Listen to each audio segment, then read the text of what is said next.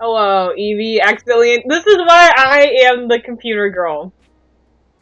I get to see a computer that's the one computer girl thing you do. Because Evie just essentially, a wheel went away, so we. I thought you said the first one was always the bot.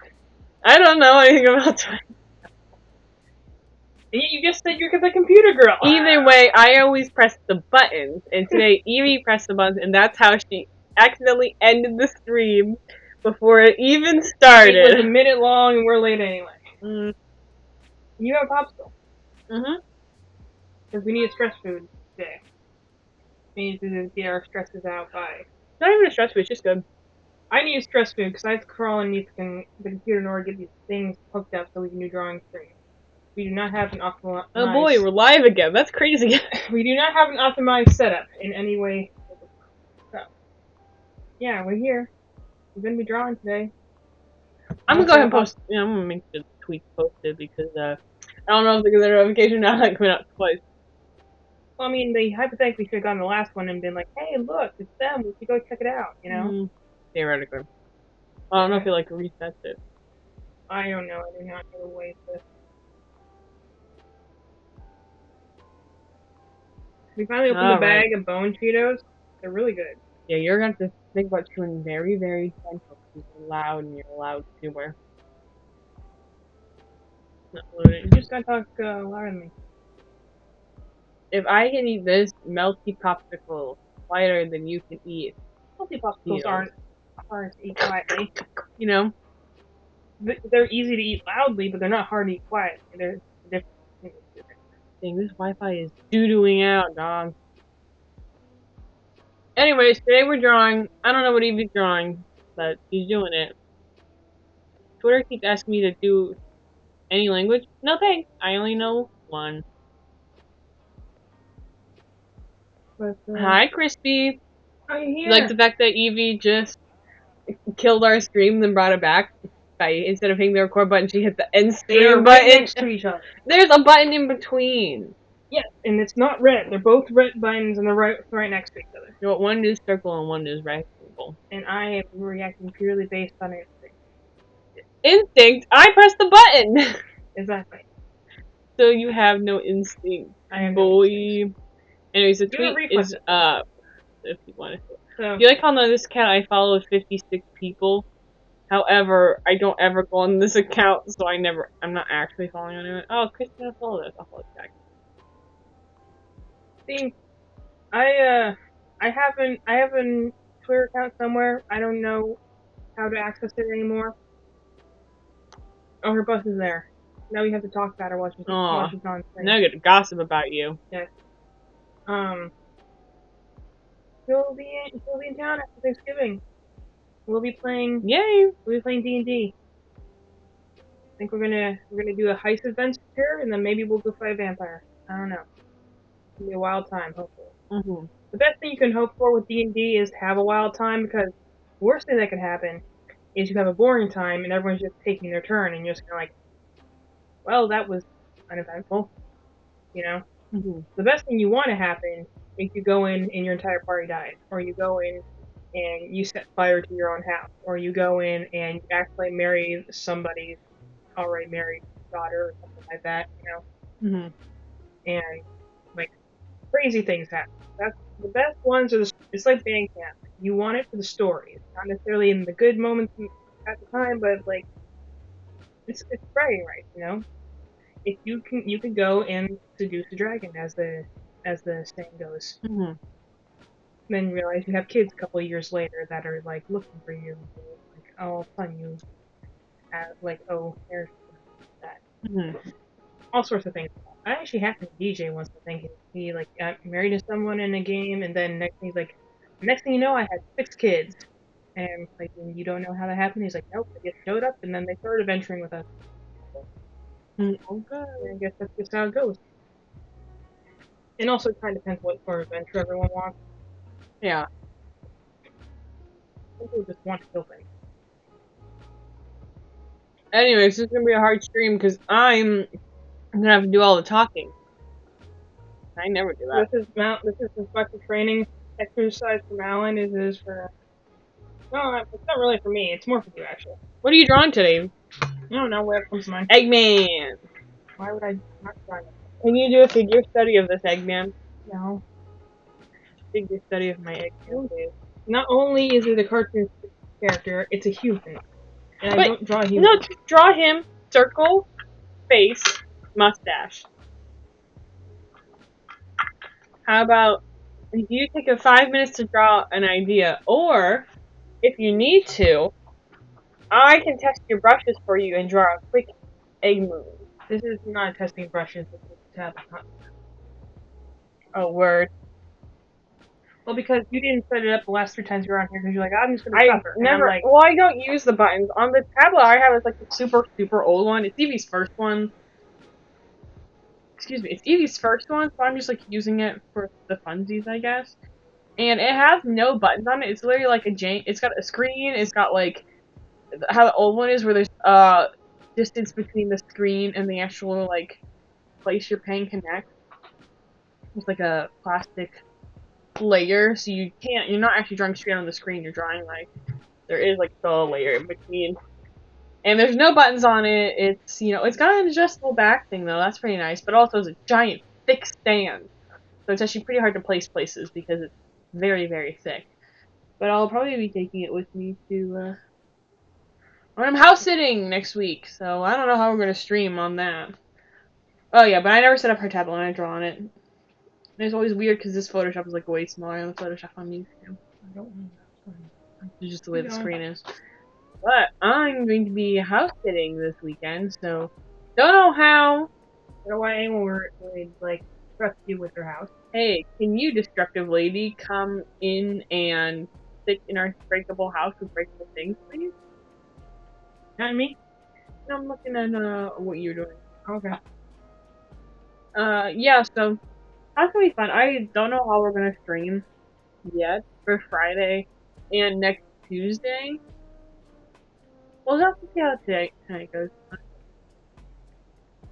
Are you setting up your buttons right now? Yep. What is R is rotate. Mm-hmm. Oh, I didn't know it was this easy to set up. Yeah. Why did they say close bracket? I didn't even close parentheses. I have like a hive. Because you have to do brackets to make this brush go up and down. In size? Yeah. You didn't know?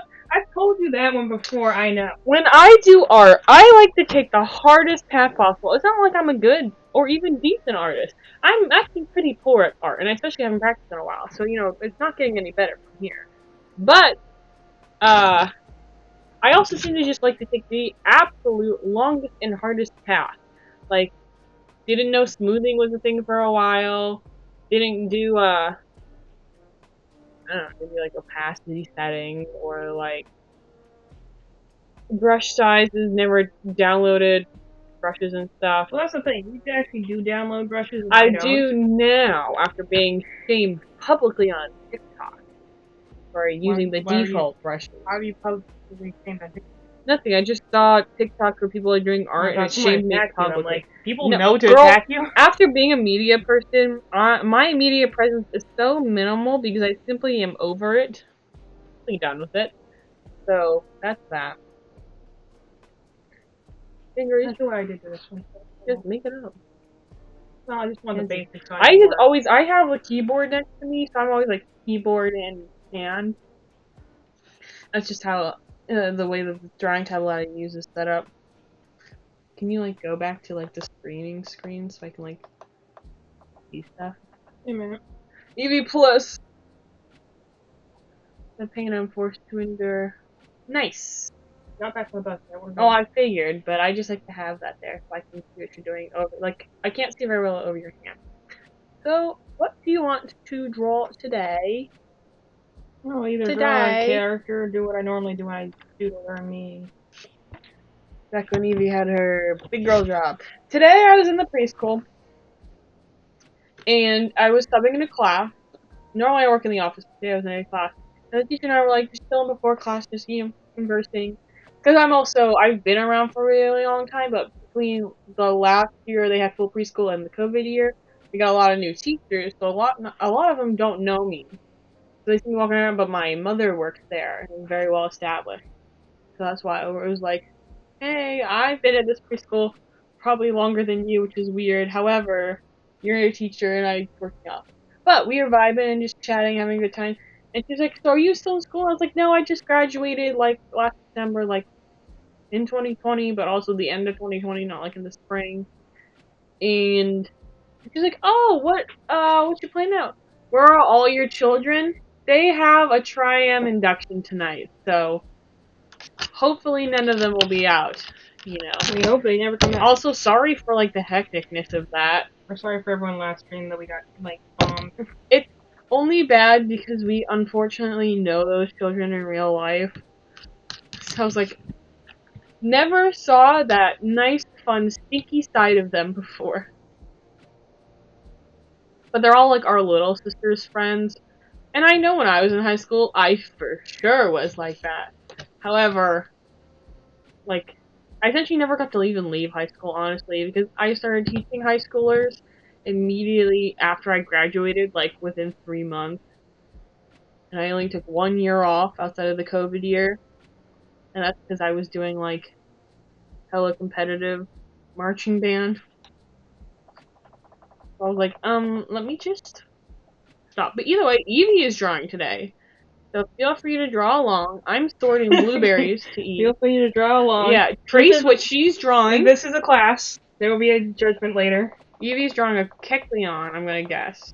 Oh, Evie, we should do the thing where you have to speed draw. I'll give you your one free warm-up drawing. But then we should do the thing where you have to speed draw the Pokemon. Okay. And I have to try and... Well, here's the thing. You random generate, and then I have to try and guess what it is. And you have 2 minutes to draw it. You can look up these things on your phone, you know that, right? What? You just look up random Yeah, no, I'm Pokemon gonna give it to you, but you have to, like... You look at the generator. I don't tell you. Wouldn't that be... Draw a bomb snow. And then you start drawing, and I'm like, is it a Frostlass? I start guessing after I gave you the answer. I suppose anything that requires your intelligence on Pokemon, it really is funny for people. I'm pretty decent at Unova. I also think... That's the one thing I feel like you could quiz me while you draw, because you're so... Like, this would be a better time to quiz me, because you're so... You can focus on those things easily. Last time when we tried to do it, and you tried to quiz me while I was drawing, I almost had a breakdown. Because it was so hard. You did have a breakdown. It was so... I was getting, like, so angry, because it was really difficult for you to do... This blueberry is really squishy. Well, anyways, I found this TikTok song. I originally actually thought you were going to do the thing, so I actually found, like, 20 different, like, top 10 lists to quiz you on, but, yeah. you know. Well, any of them are things that... You can still quiz me on them, just haven't shown too thick for Intellion. It's Kecleon. I can tell by the way she draws the legs. Because Intellion will be skinnier. Correct, like you said. Well, that's the funny thing between our two drawing styles, Stevie points out a lot. That she draws her things very thick and round. And I draw my things very unintentionally thickly. And, like, wobbly almost. They're never, like, sharp and severe, but they're also not, like, round. They're just kind of, like, wibbly in the middle. Kind of like Tim Burton, but if he was sneezing constantly while he was drawing. So it's, like, thickly and skinny, but he can't nail down a consistent style. Wobbly, literally Shy Guy, me. I'm wearing a Shy Guy mask while I'm trying to draw. I'm also requesting Evie's gonna do... I'm commissioning her to draw this. Commissions require money upfront. I have blueberries I can pay you in. You know it. That's like literally the one berry you can offer me that I wouldn't eat. Yeah, you don't like blueberries. You're weird. I eat them when they're cooked. The way that my family bullies me for not liking cherries, she won't even eat cereal of any variety at all. Won't even go... one point in time, she wouldn't sit in the same room as me when I eat a cereal, because I love it. Because she said the smell of Honey Nut Cheerios makes her nauseous. I don't know if it still does, or if you were just being dramatic as a child. But she wouldn't sit in the same room as me. Either way. You got a better idea why those things She also didn't like blueberries. No cereal? What about granola or oatmeal? It's in another I'm gonna form. guess you're assuming you're gonna say texture thing, but go on. Oatmeal I don't generally like, again, because it is a texture things, but like granola bars, Rice Krispie treats, I even eat Cinnamon Toast Crunch occasionally. Dry. Only dry. Only dry. It really is a texture thing in a lot of ways. It's It's not something that particularly bothers me. Like it'll make me. I still don't like to be around Cheerios, just in general. At this point, it's kind of like a bad memory than anything. Well, I think it's because you ate them so much. Like, she used to devour those baddies as a child, and I think that's why, like, if you eat it too much, you grow sick of it. Especially when you're a kid. I definitely know there's a couple foods that I'm like with that now. I'm like, I used to like this, and now I'm just like, no, not about it. Especially me with goulash. I really loved goulash before, now I'm just like very lukewarm on it. I never liked it. I can eat it now, but it's still not my favorite thing. It's because I used to have it a lot where the meat was not very good. And so it's like, well, now I just got these like meat bits in every single bite, and I have to keep them. For me now, it's like too much tomato. Yeah, I'm okay with tomatoes and some things. I used to eat oatmeal every day before school though, so that texture thing was good. And I like cereal, but I don't like cherries, and I don't like cherry flavored things. To the extent that I don't really eat red candies if it's an undefined red flavor. I actually generally don't really like the red flavor. Like, they're like, this is for sure strawberry, tastes like strawberry, looks like strawberry, there's no cherry in the pack at all. I'll be like, alright, word. But it was like Mike and Ike, and they're like, well, this red one could be cherry, or it could be strawberry if it's a different shade of red. I think we just don't eat the red cherry thing just because it's not just the fruit, it's the flavor. I just really don't like the flavor of cherry. That's fine. I don't mind that. I love eating raw cherries. But I don't really bother you. But my family harasses me.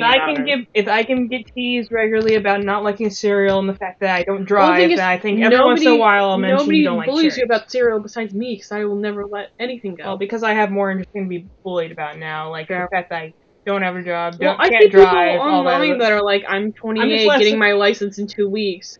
Well, here's the thing, you have a license, you just don't prefer to drive. It's different than these people don't even have a license. Like, I do have There's this famous YouTuber who is like super problematic but doesn't even have a license, so that's crazy. You don't have a license, Steve? Let's just say it's not irregular, especially if you live in, like, we used to live in downtown Raleigh, so like a couple years ago. So we'd walk everywhere because it's not like very efficient to drive. The streets are really, really narrow and the traffic's really bad. So we walk everywhere, and that's before she got her license, actually.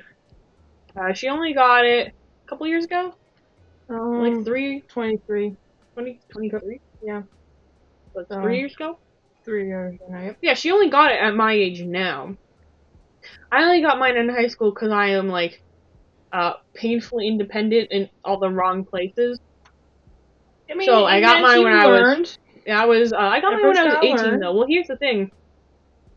The way our family works with driving is because my parents grew up in Pennsylvania, they follow the driving, like, laws of Pennsylvania where you have to wait till, like, you're 16 or something to take driver's ed, and then you get your permit, and then you get your license, where we live now, it's 14 and a half you can take driver's ed.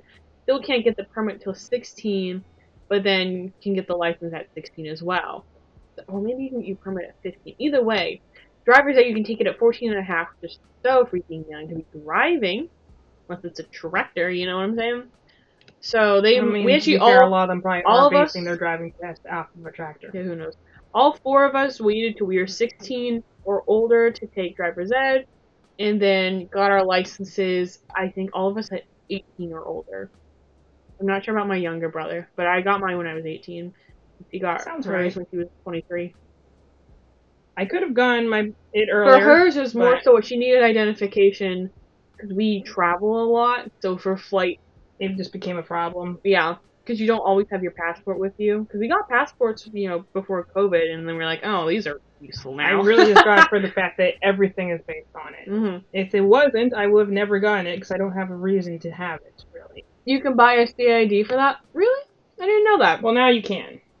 That actually came online the year I got my driver's license. Oh, I didn't know. That's actually really convenient. I like that. Because they told me, it's like, you're going to be one of the first people that goes and gets the state ID, which is what stands in for a passport if you don't have a passport. Gotcha. So, ironically, I got it just as it would have actually been helpful to get it. Yeah. Okay, keep going. I gotta look for a reference real fast. That's fine. So, why'd you look up on your phone? Because my phone's over there. Yeah. But, I think that's cool, yeah. We have, because less so now that COVID's over, well, interestingly enough, we actually did a lot more traveling, not the COVID's over, but the COVID year, when things were really heavy lockdown everywhere. we didn't travel at all, obviously, and then this past year we've traveled more than the past like 3 years combined easily. Only me and my mom, only my mom and I. The rest of them haven't, but my mom and I really have because we were essentially in another state every week from the month of May to the month of August. Every other week we're in a new state, so but it was driving. We only flew once. We flew up and back at the beginning, and I think up and back in the middle. So it was nice to have the license be like, oh, here you go. But now I don't have like the new update on my license. So I could go. I don't even have like. Apparently, when you turn 21 or 8, when you turn 21, I think you get a horizontal license. And I still have the vertical one they give you when you're.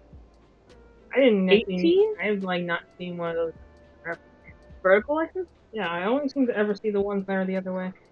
Well, because now you need licenses or passports, proof of identification for. Well, I remember when I worked at Target, you needed it because the machine will actually lock you out. You can't like input dates. Not going through a certain system. It just wants you to scan the code on the back, and everyone would show you the horizontal one because most people get it early. So then by the time the license expires, you're already 21 or something. Mine isn't expired for like another 4 years. So I'm gonna have that little vertical baddie. So when everyone's like, they're like, "Are you 21?" I was like, "Yes, I'm actually much older than that." Here you go. Here's my license. Please let me in. That blueberry was really sour. Ew. Yeah. By the way, I just don't like blueberries for like just reasons. But it's not like I don't eat them if they would cook me something. So like, how are blueberries like compared to other berries? I like blueberries a lot. I like. I mean, like taste wise, like you know, like a raspberry is usually very juicy, but can be sometimes tart. Well, here's the thing. I only like certain types of blueberries. Like the ones from the farmers market are better because they're sweeter. I think these are shipped in from. We say rinse before eating. Did not do that.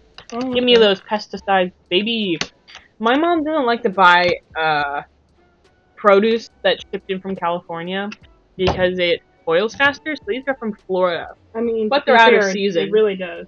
So I think that means they're like grown in a greenhouse or something. We like tested that before when we've done things, and they like last things like days, single day. And we're like, how even does that happen? Yeah, I don't know. I like blueberries. I like blackberries. I think blackberries have a good taste. I think strawberries are good. A lot of kids had strawberries in their lunch today. It's quite entertaining. I was telling Evie earlier. Yesterday I was cleaning our bathroom, and I was watching a lot of British YouTubers. So I started to develop like a good British accent, but immediately lost it. Just keep like watching 5 minutes British later. Stuff until we have to play D&D, so you can be the one person. I cannot reliably do an accent. It's okay. That actually makes it funnier. And once Evie's done with her warm-up sketch, she's gonna do draw your Pokemon and also quiz me. Quiz me, baby. Are you guys playing Animal Crossing? Quizzing me or are you quizzing you? You're quizzing me.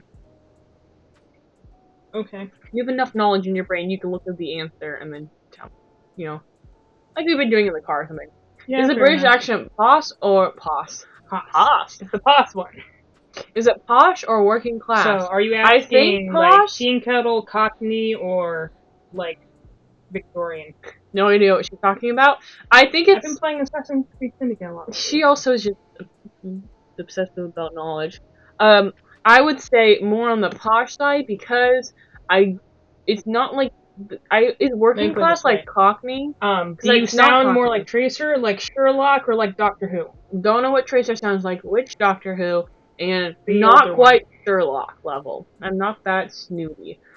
Like, when you're thinking like Draco Malfoy, not quite there, but also not quite... Have you ever heard Tracers from Overwatch? If you ever heard... Never heard her before. I've never played Overwatch. Well, I showed you the movie once. But once. If you did remember that, I'd say like she's a good example of I think my guy. Well, kind of somewhere between Teen Kettle and Cockney. So, but definitely very strong accent. Yeah, I have no idea. I was thinking more in terms of Harry Potter. Test it. Okay. Say, must be a it says, must be a Weasley. Yeah, that'd be probably more on the posh side. Must be a Weasley. It's essentially the way that the accents are broken up are generally like it was like social gorgeous. class. It's generally social class and where you grew up. I'm trying to like the trick is to get the vowel and to find where the deletion is. Because in like there are videos for that, you know. Yeah, I actually took a linguistics class in college. It was very, very difficult because the professor was super passionate about linguistics. However, they were a student teacher, so it was their first year teaching, like, with their new PhD. Over exuberant? Yeah, loved it. However, it was an intro to linguistics, which is, like, the intro to... This was, like, the first level, and there was a linguistics minor with an English major. So this is like the intro class for people who are going into that major. And I was taking it because I needed second and third English credit because I transferred to humanities. I was like, this sounds interesting. Boy, that class was so freaking hard. That kind of reminds me about It was like learning chemistry, but upside down. Yeah, that's why I dropped out of women's studies, because it was very interesting, but they're like, this is going to be a hard class. I'm like, this is my senior year, I don't need that. Well, the trick is because you have to, like, unlearn and then relearn all the principles of the language you're already speaking. It helped that we had a really, really intense English teacher in middle school, so I already knew a lot of grammar, which helped me, like diagramming sentences, understanding parts of speech. It's like the more specialized verbs I get confused, like helping and linking verbs. Sometimes picking those out is difficult, or finding the true context of a verb. As someone who's a registered, do you know other languages? I know Latin and I know chunks of Korean. As someone who's like a registered grammar Nazi and all that, I'm like, I will say, you don't necessarily need to know all the major things. You just need to know the most egregious mistakes, really. Mm-hmm.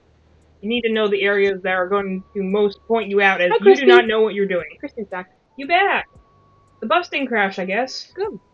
Always a good thing. Yeah, taking this. You've been gossiping about you the entire time, just like. I took 2 levels of Latin in high school, and then in between I took a linguistics class, and I took a Latin intensive in my senior year of college over the summer. It's a 5-week intensive of every day. I essentially worked a full-time job learning Latin because it was a full college year was worth of Latin courses, and then 5 weeks. I needed it to graduate on time, which I still didn't. I graduated a semester late, but you tried. I actually found that more relaxing.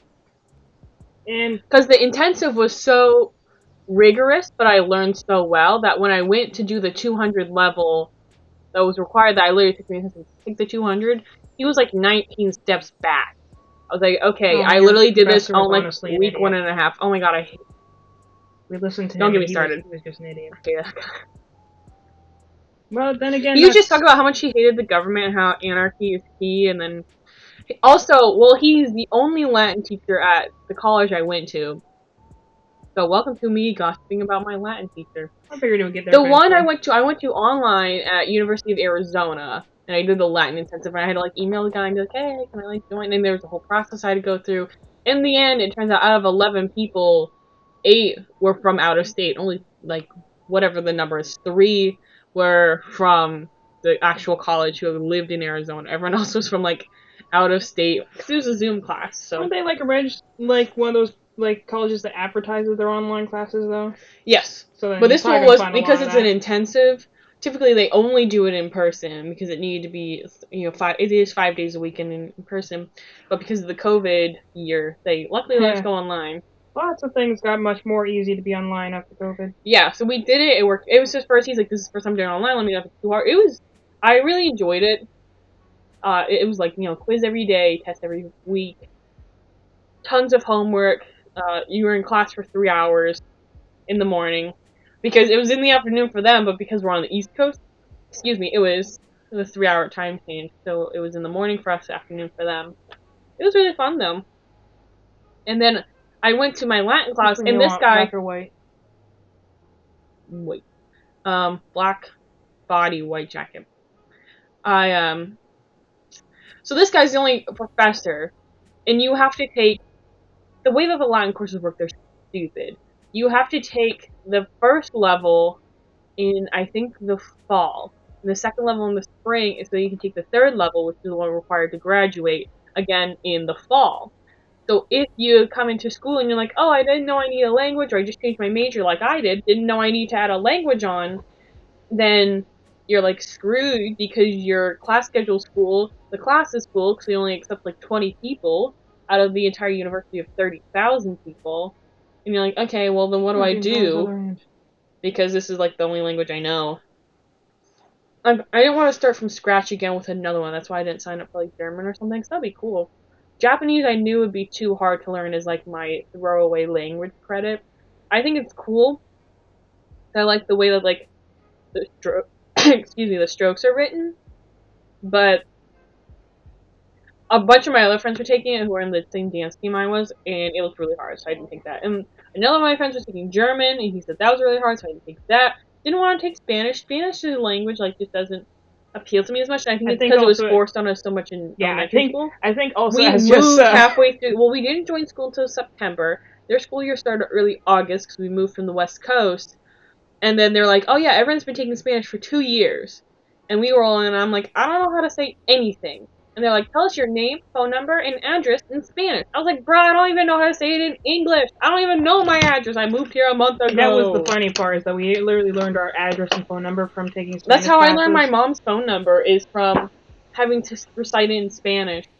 Because we had moved here in July, started school in September, because we were looking for school since July, but we couldn't get in anywhere because everyone and their brother apparently moved here the same year we did. Because when I talked to all my friends, they're like, oh yeah, we also moved here in that year. And I was like, no wonder I couldn't get. It was me. I couldn't get into any school. So my other 3 siblings could. My youngest one was too young, but she needed like a daycare or something. But I couldn't get into any classes. That was crazy. That's probably why I don't like Spanish. But either way, this guy, so he had a monopoly on the Latin program at my school. To be fair, that's how it was in Middle Creek too. Mm-hmm. Well, the Middle Creek one was nice. Address and phone number? Are they data mining? LOL, yeah, she's trying to come and, like, rob us in the night, probably. And we were all in 4th grade, so we're like, yeah, here, you want my social security number in Spanish, too? Cuatro, cuatro, cuatro, you know, like, I don't know what they were doing. I don't feel like we learned anything useful. And then in middle school, we had a German teacher, we had quarters. We went by quarters, and we had 8 classes a day. Similar to what, like, Crispy went through, I think. So we had 4 quarters, and you get 2 new electives every quarter, and every class was 50 minutes, super useless. And so I took German 1 quarter, and the lady came in and taught us essentially like preschool or kindergarten level German. It was really fun, but I couldn't tell you a thing I know besides like danke means thank you. Didn't you learn like the word for cheese or something? Cheese? Nope. I know. I count to 5. 9, 2, 3, 4, 5. Oh, I know 10. 6, 7. Ooh, 8, 9. Something is 10. I don't know what 10 is. Well, you probably know. And I don't have the right accent for it. 9, dry or whatever it is. Yeah, I definitely speak it with an American accent, so you're already ahead of everyone else there. It's not really effective. Either my man's had a monopoly on the Latin program. And so that means everyone he had... Is that Eggman? It is. My streaming buddy. Also, hi, Ixie. I'm trying to convince Evie to draw him later. We're talking about my evil Latin professor. And then, so everyone he had, they were all like sophomores or juniors at the oldest. I was like the only... There was like me and one other senior who transferred in from another Latin program. And then, so everyone he had already knew him, they knew his jokes, they knew how to like get an A out of him. But also, none of them knew like any Latin at all. And the things he was teaching him were really weird, because when I came into the class, it was like me and the other senior. She could have taught the class. Honestly, like the other senior had transferred in from other Latin programs. We came in, he was like, so what's our snack pack words? What's our rice words? I was like, what? Huh? What are you talking about? What is it? He said snack pack. I said, I don't know what snack pack is. You want a participle? Is that what you got? No? He was asking for like the declension of like something something. I don't remember. All I know is like we just had to learn it the big boy way. Dave has song for that. It's just about as weird as it would have been if he did. Yeah, no, we didn't do songs. We didn't do. In my Latin class, the one I took over this summer, boy, I just had to write them over and over again. That's just how I learned. So we didn't do songs. We didn't do whatever, They can be helpful. The time we spent in class was reviewing the homework, and then after class, we had to watch the videos that were about an hour long to take notes and learn the next chapter, and we had a book that went along with it. Then we do the homework, which is typically translating sentences, and then eventually became translating pages. And then the next day in class, we would go over the subject matter and the homework. Then afterwards, you would immediately take a quiz. and then you would do the videos, and then you would do the translations, and that's how the days went for 5 weeks. So, like, we were very, rigorous. You're expected to be an adult, expected to learn. And then I went to his class. He's like, what's our race word? The government sucks anarchy. Cool. It's so interesting how you're calling before doing a line art. Evie is not a big fan of line art. Well, so, actually, I'm more doing this with the knowledge that we wanted to move on to other things. So, not being super clean with the lines here. I think our camera moved again. It does that. It's just loose. Ooh, you see that's what the stream setup looks like. And then look over here. That's our snacks. It's our snack setup. Welcome to the stream room. Yeah. So essentially, this guy that's an official way of doing art. Assume I don't do that. She said, "I think it's so interesting." I just got it now. That's like, is that the snack pack? That is the snack pack he was talking about the whole time. Apparently, I still to this day could not tell you what a snack pack is. Still don't know. I think I got super progressively stupider. His class. I never got below a 99 on any test or quiz. The first one, I will tell you, on the first one, everybody failed it because he actually gave it so it was impossible to answer it correctly because it was multiple choice. And I hate when they do that. Well, the thing is, it was timed, and the browser locked you out. I was like, okay, word, because I had my reference book anyways we were allowed to use, which was the dictionary. Where, you also had to know the word, you had to look up, you had to know how to decline it, all that kind of stuff. So knowing the definition was part 1 of 9. It's like chemistry. It's like, okay, you know the equation, but do you know the variables? Do you know how to input it? Do you know how to translate it? Makes sense. So we were doing it, and he's like, here's 50 questions. You have 30 minutes. And 5 of them are written passages where you have to just translate it from scratch. The rest of them are multiple choice or fill in the blank. I was like, okay, so the multiple choice didn't have the right answer. Because I emailed him later and was like, hey, I really think it's this. Can you please explain to me how it's not this? Because I don't get it. I was like, just the way I was like, I know I came from another program, so if you wouldn't mind explaining it to me in your way of understanding Latin, because because it is a dead language, there is a lot of variation in specific translation because it's not spoken anymore. If I remember correctly, this was one of those issues where it's just someone went to you and says, apple is fruit, and you're like, okay, I get that. Makes sense. Apple is also food. I'm like, food and fruit are different words, so it's but they're the same. Yeah, I'm it was super specific, where I was like, oh yeah, when you define it, it can mean this, this, or this, but in this context, I think it's this. I would mean that. The word clair means, swiftly. It's when paired with another verb means, to go swiftly. You should read Harry Potter again and see how much you can understand it now. Well, we also, there... And a lot of them in there, Wingardium is... Well, Leviosa is a sender. They're all just straight up from Latin, straight up. If I have my dictionary, it's been a year or so since I've done Latin. A lot of magicians do that. Yeah, but either way, so I was like, what? And then, I obviously didn't finish the passages at the end because I had a system where I go in, do the words I knew, decline the things I knew, and then leave the things I didn't know for last. I could get the points I could get, and because the tests I took in my Latin intensive were long, and you had half an hour, and you had to do. Luckily, his was only 26 questions, and a lot of it was translation to see how you understood the parts of speech, or it was here's a sentence. Can you tell me the function of this, this, and this? So I knew the intimate details of Latin grammar. And what each part of speech did, where it fit, how you define it, how the word relates to it. You can give 10 examples. This guy didn't care. He only cared how we translated it. He didn't care about how the different parts spoke to each other, what they meant, and what, the tense as a grammar person. Yeah, it was really, I was like, so why do I know all this extra stuff if you're going to ask me for not even the bare minimum, and then actually penalize me when I give you more? Because I'd be like, oh, well, in this context, technically it's this. But...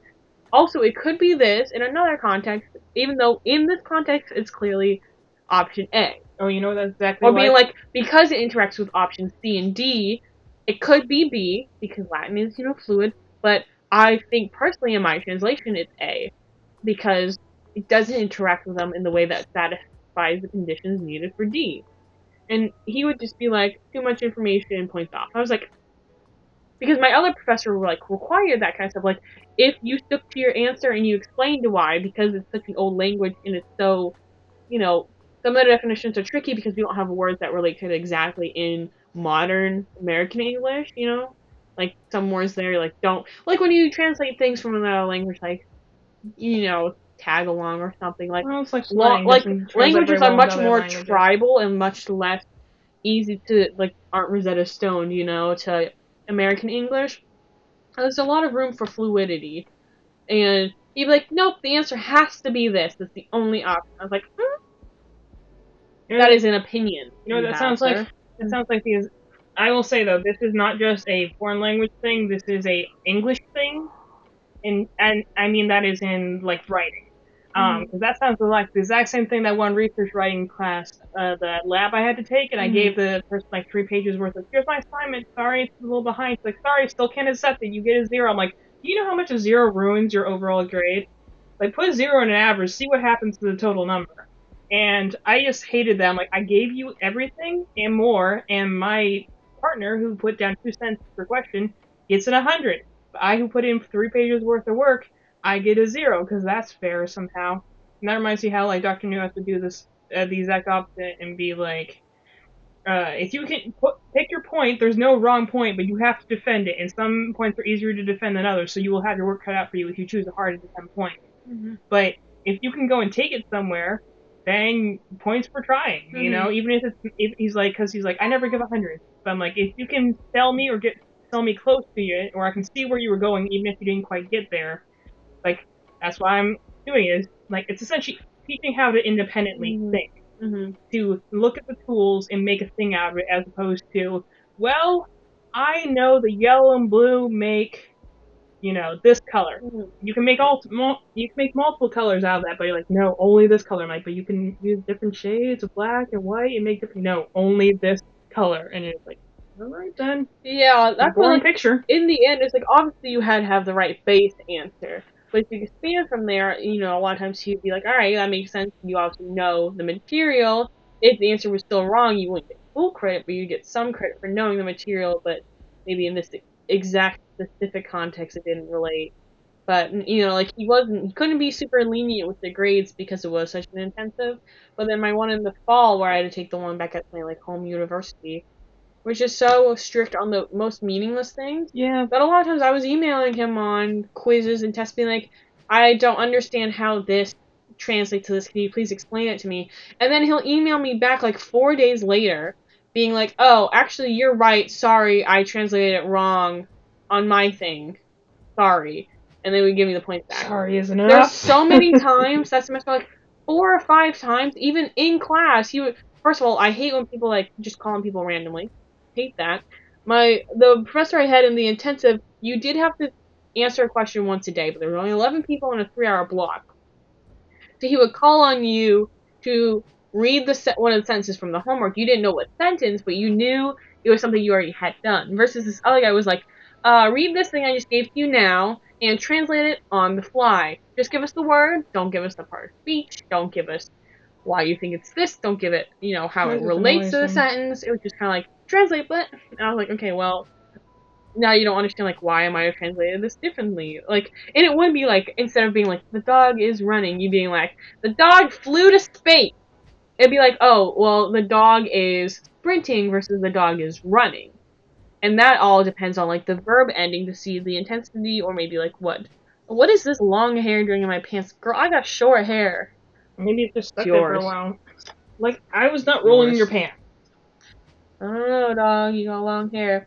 Either way, it was super frustrating. And, like, in class, he would call on me, and I'd be like, well, here's my answer, I think it's this. He'd be like, well, technically, and then I'd be like, well, because I don't, like, this, and this is my reasoning. He'd be like, yeah, actually, that's better, I take it back, like, my answer's wrong, yours is right. And I'd be like, I didn't find any justification in it, and I didn't find it like, I'm smart. I found it frustrating because I'm like, how am I supposed to learn from this guy who doesn't even check his own work before teaching it to these students? These students are like enamored with him in a very false way, obviously. I don't think any of them really like him, some old guy. And they would be just like, well, also they were all like 17 or 18. I'm like, I was 21 at the time. I was like, this is like ugh, cringy. I'm telling you, English or language teachers come in two types. There's the kinds that have been doing it for a The while ones and they that are understand. an ally and the old men. Well, or the young women that just started out and they just want to do every assignment, and you're just like, no, get quality over quantity. Honestly, yeah. And so you could obviously tell the one senior and I who transferred in, like both of us never really spoke out a ton. And like didn't we never tried to like be like, oh, this class is so fun, They were always like, oh, blah blah blah, trying to be a teacher's pet, and I was like, okay. Be enthusiastic what you're Losers. doing, but I'm like, But it's always like, haha, my roommate's being loud in the back, sorry, hee hee. Like, just the unprofessionalism. I was so used to how, I don't know, how just, like, really competitive and how really devoted the 5 into week intensive one, and I really, like, I don't know, I'm the type of personality where I like short periods of super intense activity. So, that was a good vibe. So, yeah, in the end, got an A. Did well. Hated that guy. Super gross. Still haven't. You need to draw my mans. We all have a teacher like that where we're just like, yeah, I'm so glad I don't have to deal with you for any other part of my life. Yeah.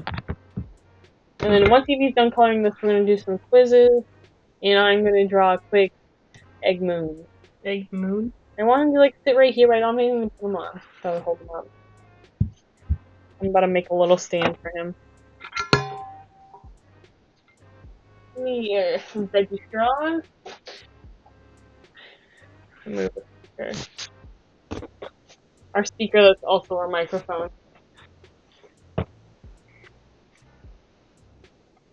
Now we talk. Nice. Heck yeah! Really make him a scene. Heck yeah, boys! Oh, that's my man.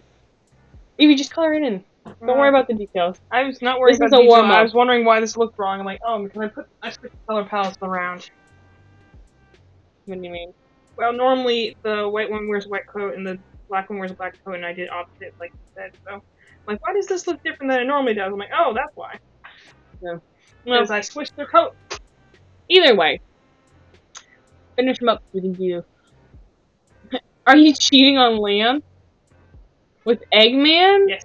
At first, I think we were talking about Pokemon, so I was like, Pokemon? No, Eggman and I are not. Eggman and I are not involved like that. We are just homies. We're drinking pals. We go and get some tea together. Oh, Eggman? First of all, I don't even think he likes girls like that. I don't think he likes anybody like that. He's a man and he likes.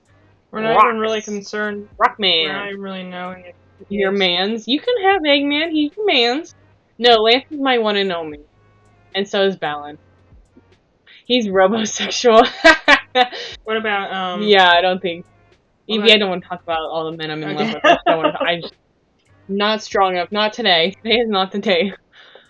Yeah, no, Eggman loves just little rocks that shine and hold chaos energy. The Chaos Emerald! That's Chaos Emeralds have not been used in at least 3 games.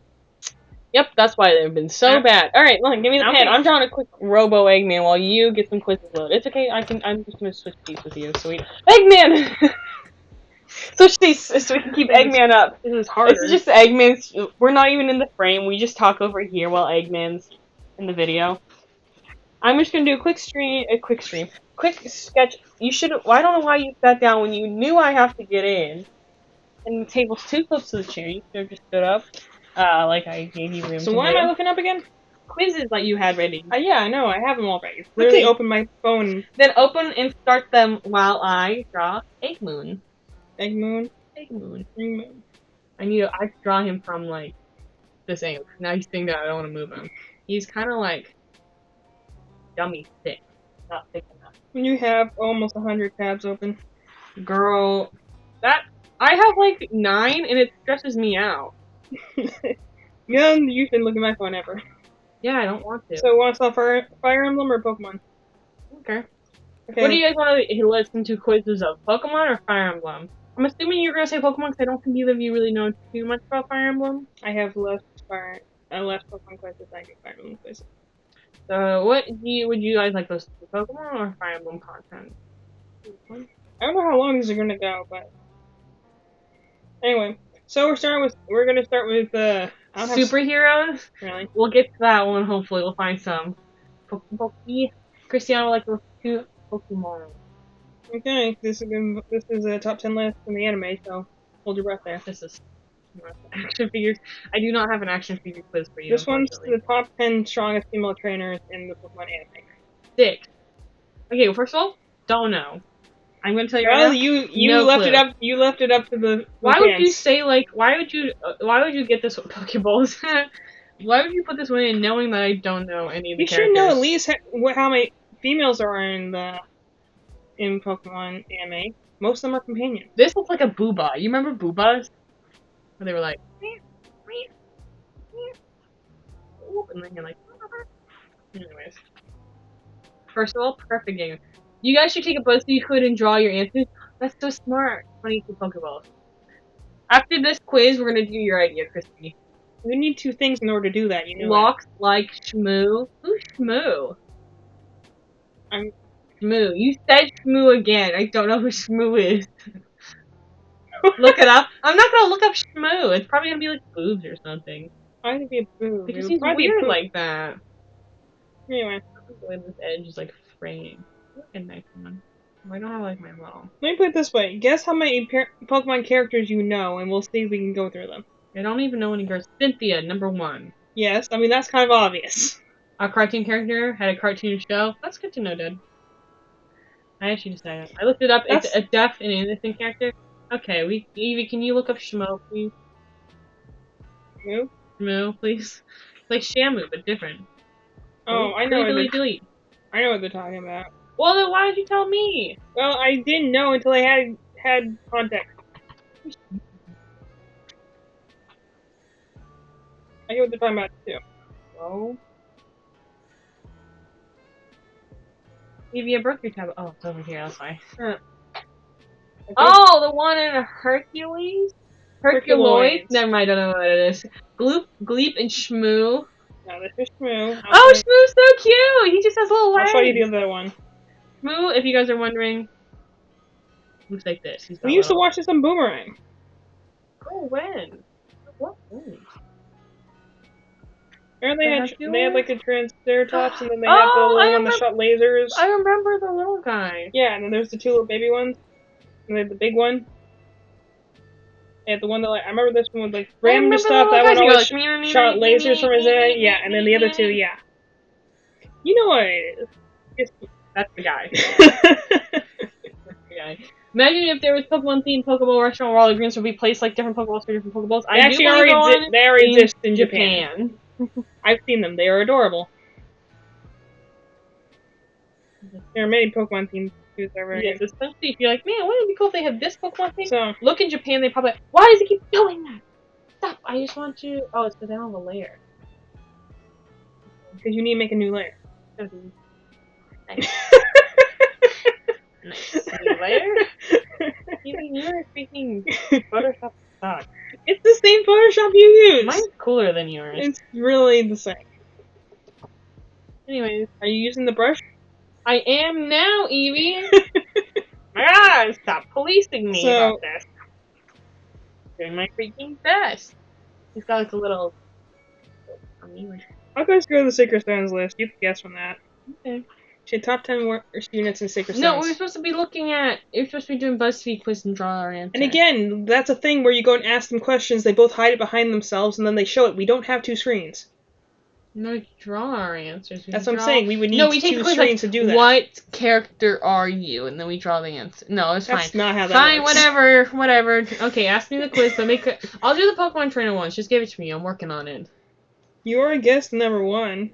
Cynthia. Yes, that's kind of like asking who's the strongest champion. Mm-hmm. You're like, well, we already know who number 1 is. The only thing that's debatable is the 5 that come before that. Mm-hmm. And you arguably know who the last one is, unless you count Trace as a champion. Who's Trace? He's the person who's your rival in Let's Go Eevee and Pikachu, and he is technically the champion. So. Never finished that game, wouldn't know. Yeah. He's come from lower on his little... I think that looks like something else right now. What? Those are his little sleeves. I won't say it on stream. The way I get bullied on my own streams. You're just making it worse. What? He's got a little hand. What's wrong with it? pee-pee. What do you want me to say? No, it doesn't look like a pee-pee. Okay, like, what do you want me to say? What's wrong with it? Speak your words or shut up. You know what I'm saying? Looks like you're drawing a uterus.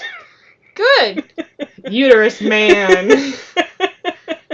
I hope you guys enjoy my uterus man. Anyway. My music stopped. See, it's better when you do that. When you do, like, the full cuff, it looks better. It looks like a peed. A peed? A pear. What is with you guys and making up weird words? Yeah. He's a peed. Do you want to work backwards or forwards? Yeah, I don't care. Well, name any other characters you know that are female. May. Yeah. Jean, Dawn, or Ty for number 10. Misty. She's on here somewhere. What the? Oh, I changed the opacity, not the Misty's size. got number 7. Do you know who number 9 or 8 might be? Iris was number 8, yes. Alright. Number 9's the gym leader. Well, that's funny. How many female gym leaders do you know of? I know. No, that's Elite Four. Gardenia. No. Right region. But Fantina. yes. Nice. I told you to get this. Crushing it. You are. Okay, number 6. Say yes. Another gym leader. One more region. You've got to guess some things first. I just have fat fingies. Me too, girl. Me too. Look, he's got like, you know when bald guys have like that wrinkle in the back of their head from just like their head skin? That's what he's got right now. He's got like his little nose is gonna be over here. They actually got like 2 different people on this that are the same type special. I drew him too big. Well, he needs to have like really long legs. Like he needs him to be like. This thing is terrifying me right now. It's my... Actually, I'll just draw his leg black. Let me just do his face first. No, let me do his face now. Okay, guess. What?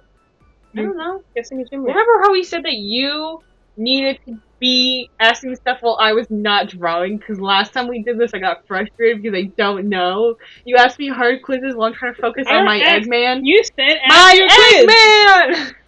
You can't tell me one thing and then say no. Evie, I'm trying my best. 2 are fighting type gym leaders, and the other one's the ghost. Chantal. She's only Ghost Elite 4. No, the girl Phoebe. No, actually, I think a lot older. Agatha. Yeah. Okay, 2 fighting type gym leaders from more recent generations. Oh, I was gonna say Maylene. No, it's past that. E. Yeah. There's only like 5 girls. Do you remember who was the college gym leader? It's like him. The fighting type Nope. one? Yeah, Luke. Oh, the girl with the skate. Karina? Skyla. Close enough. Why did the fighting type gym leader be called Skyla? I don't know, it's a nice name. It looks like Mr. Potato Head. That's the vibe. Yes, just give him a little top hat. The vibe, dog. Give him a little top hat. No. Eggman doesn't have a top hat. But Mr. Potato Head does. Alright. What's the other one I was talking to you about just the other day? Female. Yesterday. Before. Girl, I don't... Stop doing that. I don't remember. You can't say yesterday, tomorrow. Let me process the first time you said it, then give me 5 seconds, then you can say the second hit. Otherwise, now I'm like, well, yesterday I cleaned the bathroom. The bathroom floor is the next champion, girl. I don't know. I don't give you enough hints, then you go and yell at me for not giving you enough hints. Yes, because you have to slow down. It takes me a while to process when you say things. I really need to give me like a little cue card or something. Stop. I don't even know. Claire. No. Girl, that's the only person we talked about yesterday! Elite 4 ice type person? The girl with the black. Yes. Why? Except for... See, you're asking me stuff too that I just don't know Pokemon trainer thing. And we know that from when I play Pokemon Masters. I think it's more around it to show his bulbous body. I just think that And the weird thing is that when she appears in the anime, she isn't even called Lorelai. She's called Prima for some reason. And she looks high the entire episode. And it's weird. POV, my shaky hand. Also, that was back when they really didn't care about, like, their ratings. You know, like, early Pokemon, like, first season of Pokemon, it's iconic, but there also that's where you find all the weird episodes where they're like, yeah, we didn't have a rating yet, so they could have things like girls with huge boobs and stuff like that. Or James cross-dressing with huge boobs. Yeah, I didn't understand how James got boobs. James cross-dressing, very normal. Very on brand. James with huge boobs, that's a lot of money for that kind of silicone. I think they were just inflatable. But it was more the fact that he was going in, like, on Misty about, like, hey, I'm more of a woman than you are, and you were just like, alrighty, well, he's not incorrect. It was just more of the fact that they're like, this isn't Pokemon. Alright then. Mm-hmm. And that completely vanished after the first season. Because after that, like, oh, people are watching us. We have to make this more kid-friendly now. It wasn't phased out immediately, but you stopped seeing, you know, girls with boobs, guys with guns, you know. Guns. Pokemon getting murdered viciously. Ow, there's something in my eye! Does this connect to his neck? Oh, his little arms do connect to his He doesn't neck. really have a neck, to be fair. Connect to his little booba head. Yep. Booba skull. Nice. POV, giving him details before leg. The last person they had on here was Diantha, which I guess is fair. She's a champion. They treated her a little bit better in the anime, but not by much. Like, her first episode, awesome. Second episode, got her Gardor stolen. I'm just like, how do you lose your ace Pokemon that is well known for knowing teleport? Do you know that the Danganronpa second game playthrough is now started on the Game Grumps channel? I'm very excited for that. What sort of thing do you want me to look up if you don't want me to look up top 10 list? Well, you can do stuff, but do stuff I know, like top 10 Unova Pokemon that are the ones I used. You can't give me like hard obscure ones that I normally would like while I'm doing it. Top 15 Fire Emblem Protective? Nope, I only know 3. How do you only know 3? We played like 7. One of them was a 2-part game. Which means you have 2 characters right there! It doesn't. You can also feel free to just chat on a topic. You were very chatty yesterday. So yeah, you were just free to I felt like going and ranting about the entirety of the Pokemon manga, and that was just kind of like my moment to get that out. Yeah, you are absolutely free to do that again.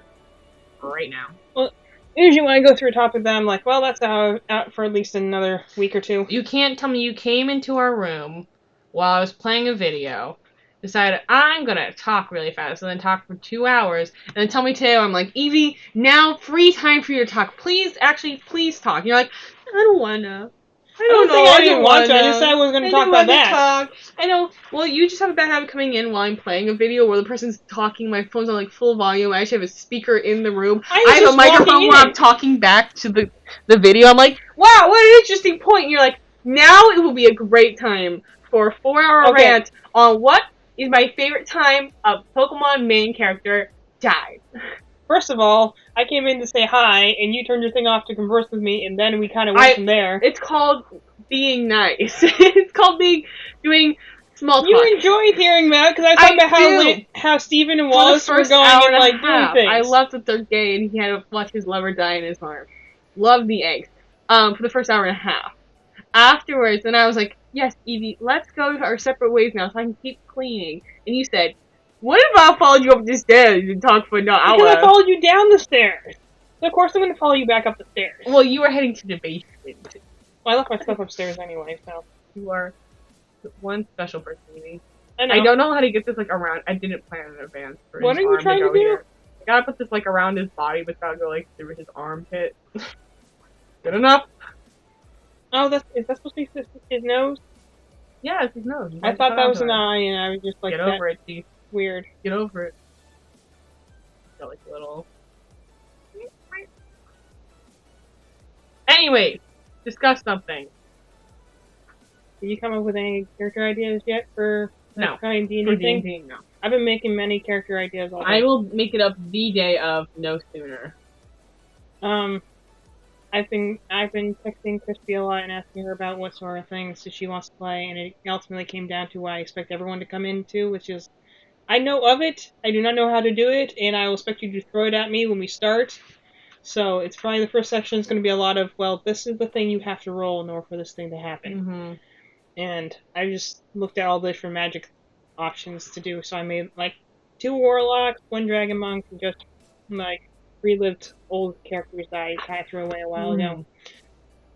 That was the one Meredith's group I had, where we, like, were having fun, except for this one person who decided that she was the kind of player that had to be a snob because her character was a snob. So she would go and find things that were hidden on walls and stuff like that. Be like, so what does it say? She's like, and it's like, I don't know. And they're like, okay, cool, we'll move along. And afterwards, she's like, oh, she knew what it was. She could read the language. She just decided her character wouldn't tell anyone. I'm like, what does that benefit you when we're all stuck in the dungeon together?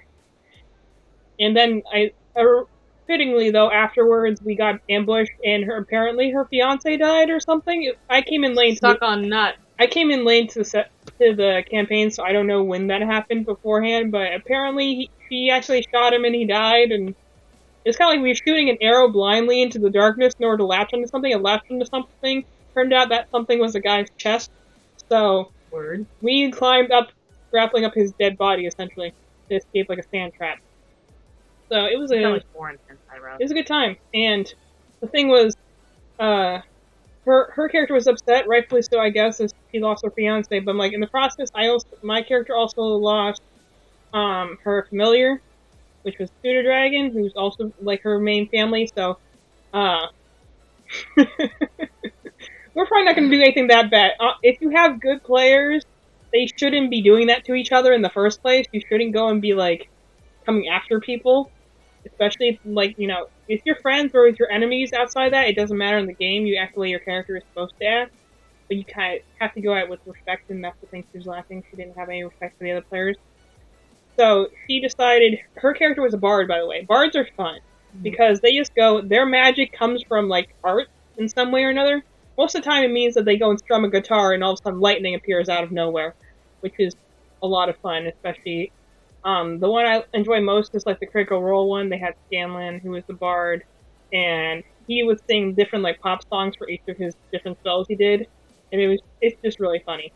And so she was trying to encourage doing that, our dungeon master, but she chose bard because she's like, I'm a music major, so therefore I need to be the one music-based class. Except for she didn't do anything the bards are supposed to do. Bards are support casters. Generally, they can be attackers, but generally they're support casters. Mm-hmm. So you go and inspire the other people to do better. You go and use different, like, change your shape spells. You learn how to fly. You are able to warp the environment. You're able to mainly buff your allies. And she never did that.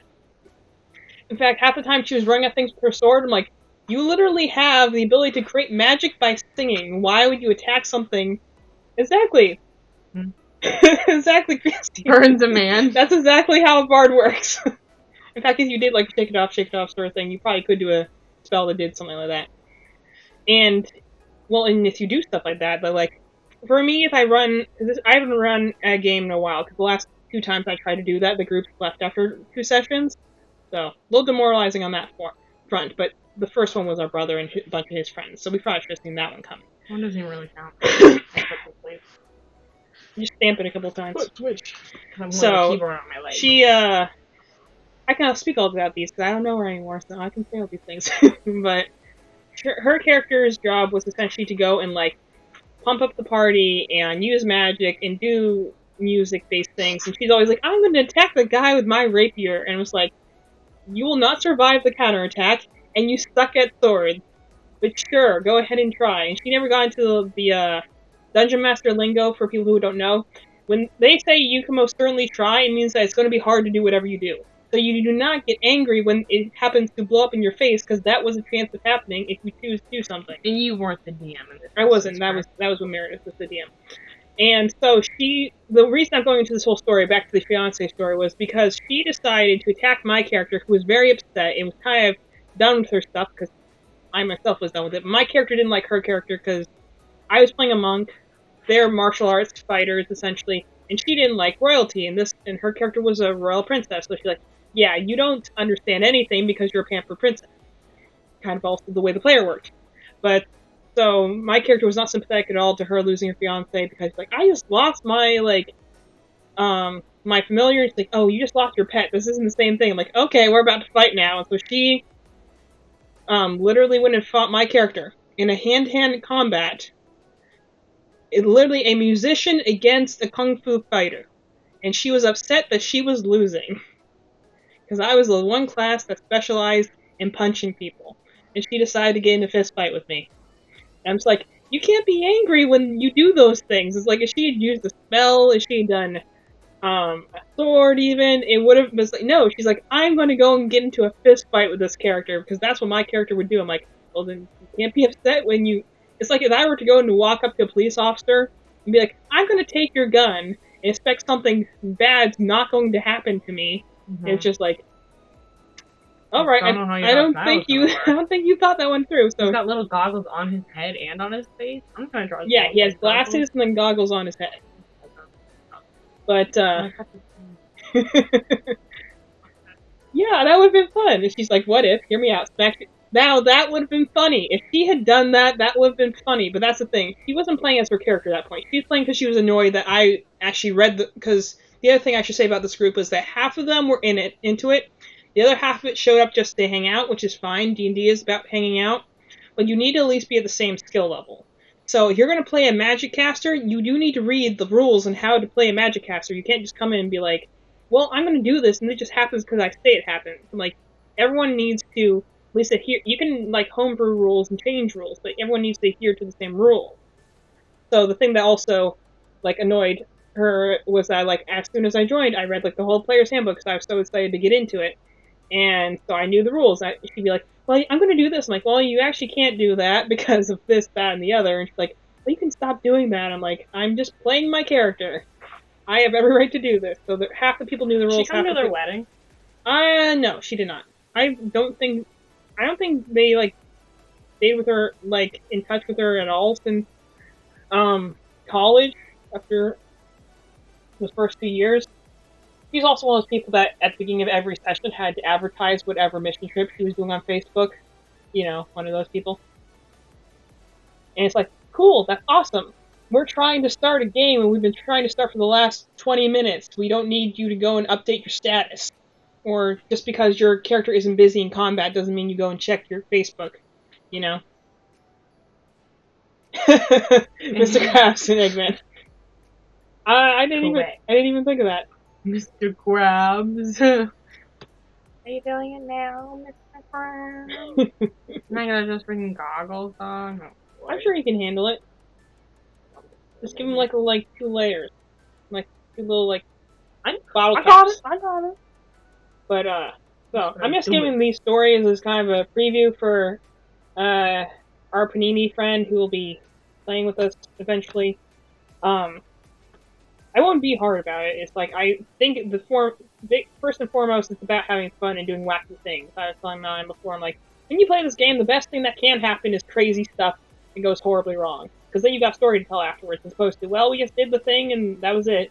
Mm-hmm. But you also don't want people that don't like each other. Like, the biggest thing that I've seen groups fall apart for several times has been the characters not distinguished from the players. AKA, well, these 2 players are having a tiff right now, so therefore the characters hate each other. I'm like, no, when we all come to play, we play a role. It's like an actor. Mm-hmm. If you were an actor, had to work with another actor who you hated, but on screen they were best buddies, and you did your job, and you acted as if they were best buddies, and you didn't ideally, I think that's what you should do. I'm not saying life isn't complicated and things are weird like that, but, mm-hmm.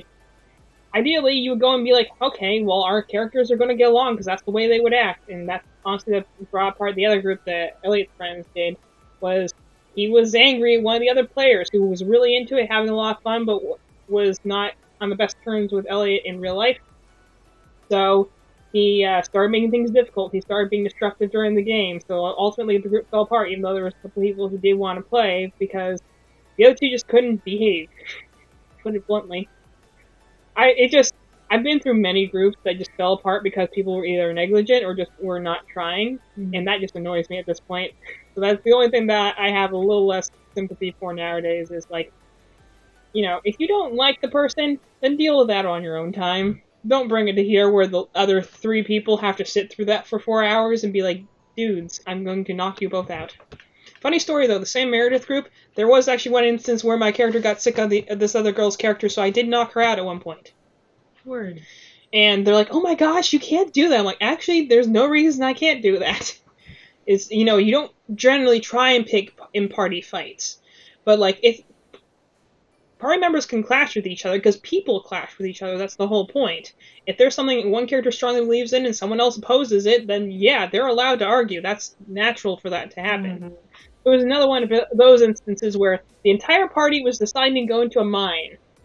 The one other girl wanted to go into this weird forest that the DM had already said, there's some strange energy coming from this thing, and then we're all like, nope, we do not want to deal with that, because we had mostly non-magic classes. We're like, we're staying far away from that sparkly forest, that things are just on fire without, like, reason.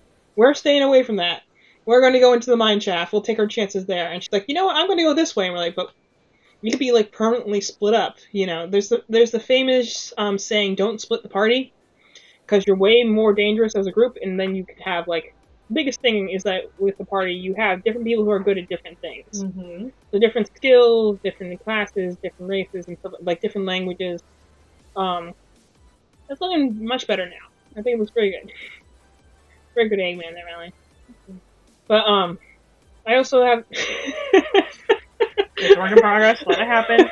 I have a creative process going on here. Well, no, the thing that I was about to say is I'm like, I like how when you do your like drawing and stuff like that, you have smooth, clean lines. It's because you're selecting all the layers. That's because I hit Control V many times. Yeah, but I just like your style is just very smooth and like you go like one thing at a time. Well, mine's very sketchy. Now you just draw 3 layers and then eventually figure out what the final outline is going to be. So, the thing that happened with this girl's bard was she was going to be like, well, I'm going off my own then, and I don't care if the rest of you don't agree with me. Like, but we, as a group, decided we're going here. And she's like, well, I'm going this way. And so we're like, well, what are we going to do about that? And I'm like, okay, my character, again, was, like, she was among, so she wasn't very, like, social. She wasn't very charismatic. Because she lived in a monastery, so she didn't always get social cues, so her biggest thing was like, well, we don't want to lose this other character, then I guess I better stop her. And so this bard tried to pick a fight with her and be like, well, I'm not doing that. And it's like, okay, I'm going to go and do a non-lethal strike in order to, essentially knock her out and take her with us.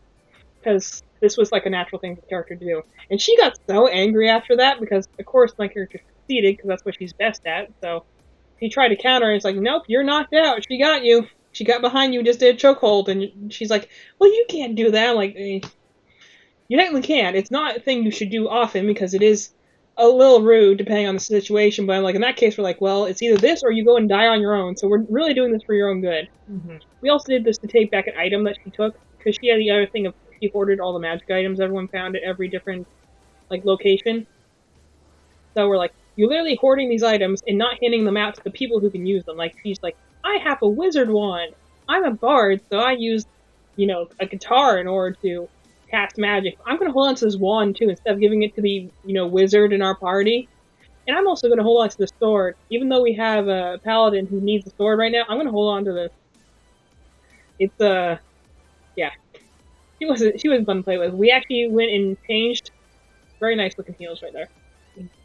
We actually went and changed later on when we did like one like home game at someone's house, and only like 4 people could show up. So all the people that had kind of been flowing, we had a group of 9. Another thing I don't recommend unless you're a very good dungeon master is having that big of a group. It slows down combat so much because everyone has to consider what they're going to do, and especially you got a bunch of spellcasters that are like, "Wow, 30 options." Christian, if you went and drilled holes in a wand to make it a flute, I would let you do that. Now, the only thing you have to worry about is the wand combusting spontaneously, because it's a magical object, not a piece of wood. But, like, I would definitely make it a possibility. I would make it where it's like, okay, roll for it. Best case scenario, you have a flute. Worst case scenario, you no longer have a face. I think, again, both good scenarios. Both good scenarios. I mean, in a world of magic where you can heal things with, like, touching them with holiness, it's like, Do you ever cross your legs a certain way? Sorry, go on. It's like, I was just saying, losing your face isn't the worst thing that could happen. If you're still alive, someone can heal that. And then it's an awesome scar to talk about later, you know? Go ahead with crossing your legs. Do you ever just cross your legs a certain way and you hurt really bad? Yep. I think it's because they cut off the circulation and where your knees, like, nah. It's like my joints, like, hey, you dislocated me. And I'm like, oh. You dislocated I don't think you know what being dislocated feels like. I mean, sure I do. I'm sure you're just. I know. But, so, it was, so once we actually got rid of the extra people that, like, were weighing down the whole, like, campaign, it actually was a lot more fun for the rest of us who actually read the rules and wanted to play, like, serious characters. Mm-hmm. And we did that for a while. That was fun. We did it for about a year, kind of on and off. And I definitely was the person who went and was like, okay, D&D night Thursday, and I clear my schedule every week for that. So when it was, like, towards the end where a lot of people just stopped showing up, it was admittedly hard when I had to keep saying, like, okay, well, I cleared my schedule and told my friends I couldn't hang out tonight and couldn't go to a club, and everyone canceled, so guess it's just me tonight. I'm gonna go watch Critical Role and eat a brownie and cry. Maybe you make yourself sound really pathetic. I'm gonna stop. Okay, hear me out. Drill holes in one and throw the enemy as it blows up. You have to find a way to drill the holes as you are throwing it. Hey, college is about being extremely sad some nights. Tell me it's not. Tell me I'm wrong about that. No comment. If you haven't experienced that yet, Christiana, you will eventually. There'll be those moments. But Girl, you're a freshman. You're living the high life. Don't worry. That's what I'm saying. It usually comes like in the middle years. It's not in the beginning. Yeah, you're good, Don. Don't worry about it. Well, the good news is one of those times when I had my things canceled. It was that time that Dad went to a concert in the city because we have like an outdoor theater in the main city. Mm-hmm. So he was going to a concert and no one else could go. And he texted me like 20 minutes before, and I'm like, oh, can't go, got D&D tonight. But then it was like right before he was going through the city. I'm like, actually, it got canceled. So he literally just stopped by and we both went to a concert that night. Mm-hmm. You know what? I think you're gonna have to play a bard, Christiana. It sounds like you have all these musical cues just ready to go. And you can raise the dead as a bard. You can't. There are very few things bards can't do because they can literally borrow spells from other classes. So if you want to go in as a bard and be like, I want to raise the dead, I want to become an angel, I want to go and have various magical creatures as my pet, I want to go and literally become a cloud of mist. You can do those things. Because bards can literally steal spells from other classes. So,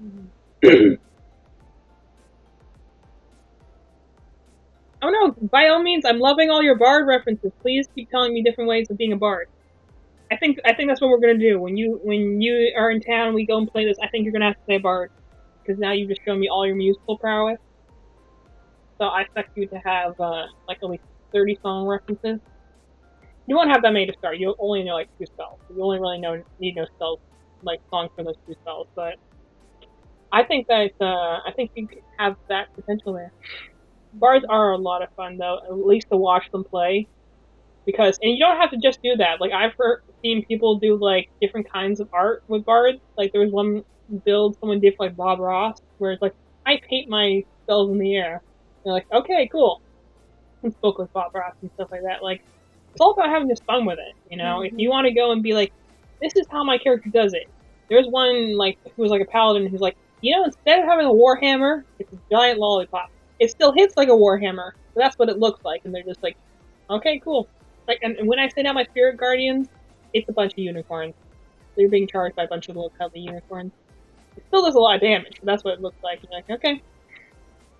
Like, especially with magic, the amount of flavor you can throw into some of these classes is just, like... weird.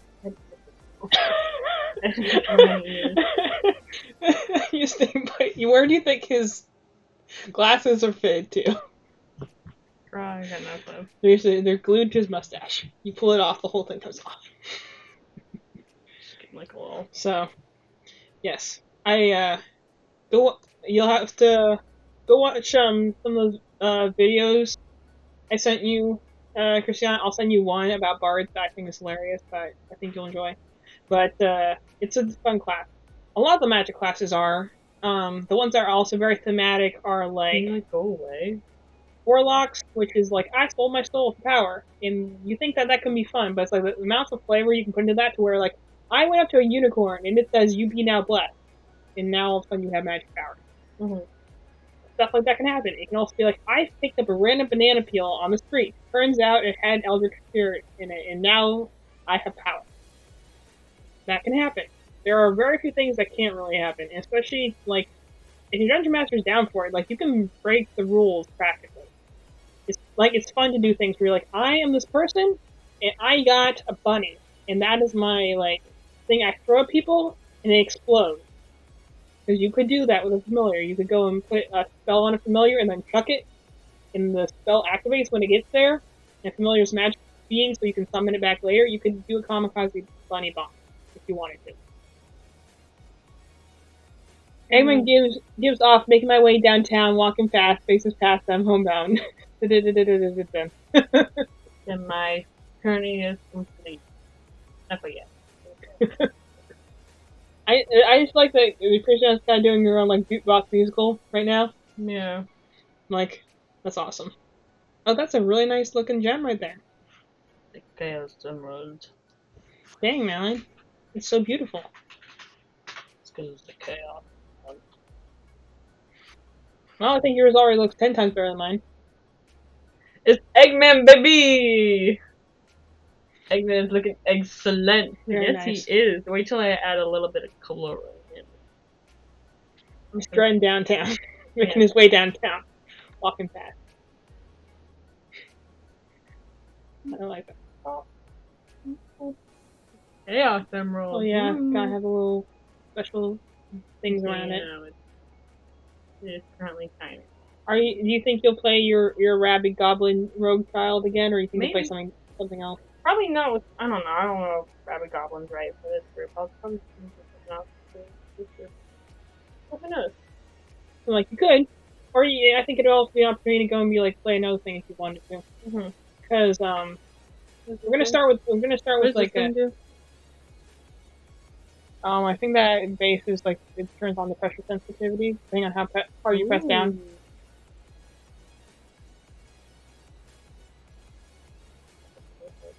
That's fancy though. Ooh. That's nice. You got an OMG. For the rabid goblin child, or for the Eggman? Either of those can get them. Or for the thing that does the thing. So I think that's pretty cool too. Yeah, that's pretty cool. You guys could do a stream where you draw your DC characters. That'd be pretty cool. I have done that in the past. Not on stream, mind you, but I've drawn them in the past just because I felt like it. My one that I did is my thing. What I've been talking about this whole time is my dragon monk girl. She's on my DeviantArt page. If anyone's ever seen it, like the one human character I have on there who has like a dragon companion, that's my D&D monk. Severa Winddriver was her name.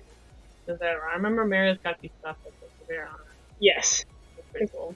Well, because we went, that was the fun. I wish I could, as much as that group was annoying at times, I did enjoy the camaraderie we had for a while where, like, we all would get each other's gifts with our characters' names on it. I was the bad guy for a while because I didn't have an official character. And we, like, would all take snacks, and we did events together, and we did Halloween parties, and, like, it was fun. I did enjoy it a lot. And I wish, that's why I'm, like, I kind of been, like, hungering to do another group. Because, like, when you're in your adult life type of thing, it's a lot harder to go and find people, so you're kind of like, I want that sort of come together, we all have snacks, you know, afterwards maybe you watch a movie type of thing. Like, just kind of enjoying people, because... You just want to have friends again. I do want to have friends again. And that's what you're describing. Like, literally, same. I do want friends again. So, the Rabid Goblin Child actually... You know, I think... I'm gonna save this really. I haven't saved the funny thing was that her character was actually, like, my character's daughter. Like, adoptive daughter. Because we just decided to do that kind of on the fly. So I was, like, carrying her around in a backpack half the time. Or she was in the backpack, like, of someone else. You were on DJ's character half the time, too. And she was just, again, this, like, rabid little goblin child. That my character found, who was, like, had serious mom vibes, but also kind of got exiled and was now, like, a plague doctor. So, I would be chaining her to a tree so she wouldn't go and bite people whenever I had company over and stuff. Like she ran an orphanage, but I was like, yeah, this one's the one that I'm officially in charge of because I couldn't pawn her off on anyone else, so she's now my daughter. So yeah, it was fun. You drew a Morgrim, right? Mm-hmm. No, yeah, Morgrim is the one in the middle. Grimstall is the last one. Yeah. I have a ton of just character sketches for it, and I never got to finish. I think they were cute, but they look good. I was really proud you were wearing a potato sack. Yeah, it was accurate. It was a little sack girl. And the funny thing was we made it I think you had power so you could talk out people's heads. Most of the time you were just saying random junk at people's heads while we were trying to have serious conversations. And I was. But I was a menace to society. Oh, you were a menace to society, but it was. I just remember you could attack things with daggers, you could attack things with psychic powers. Most of the time you just bit people. They were just alrighty then. That's my kid right there.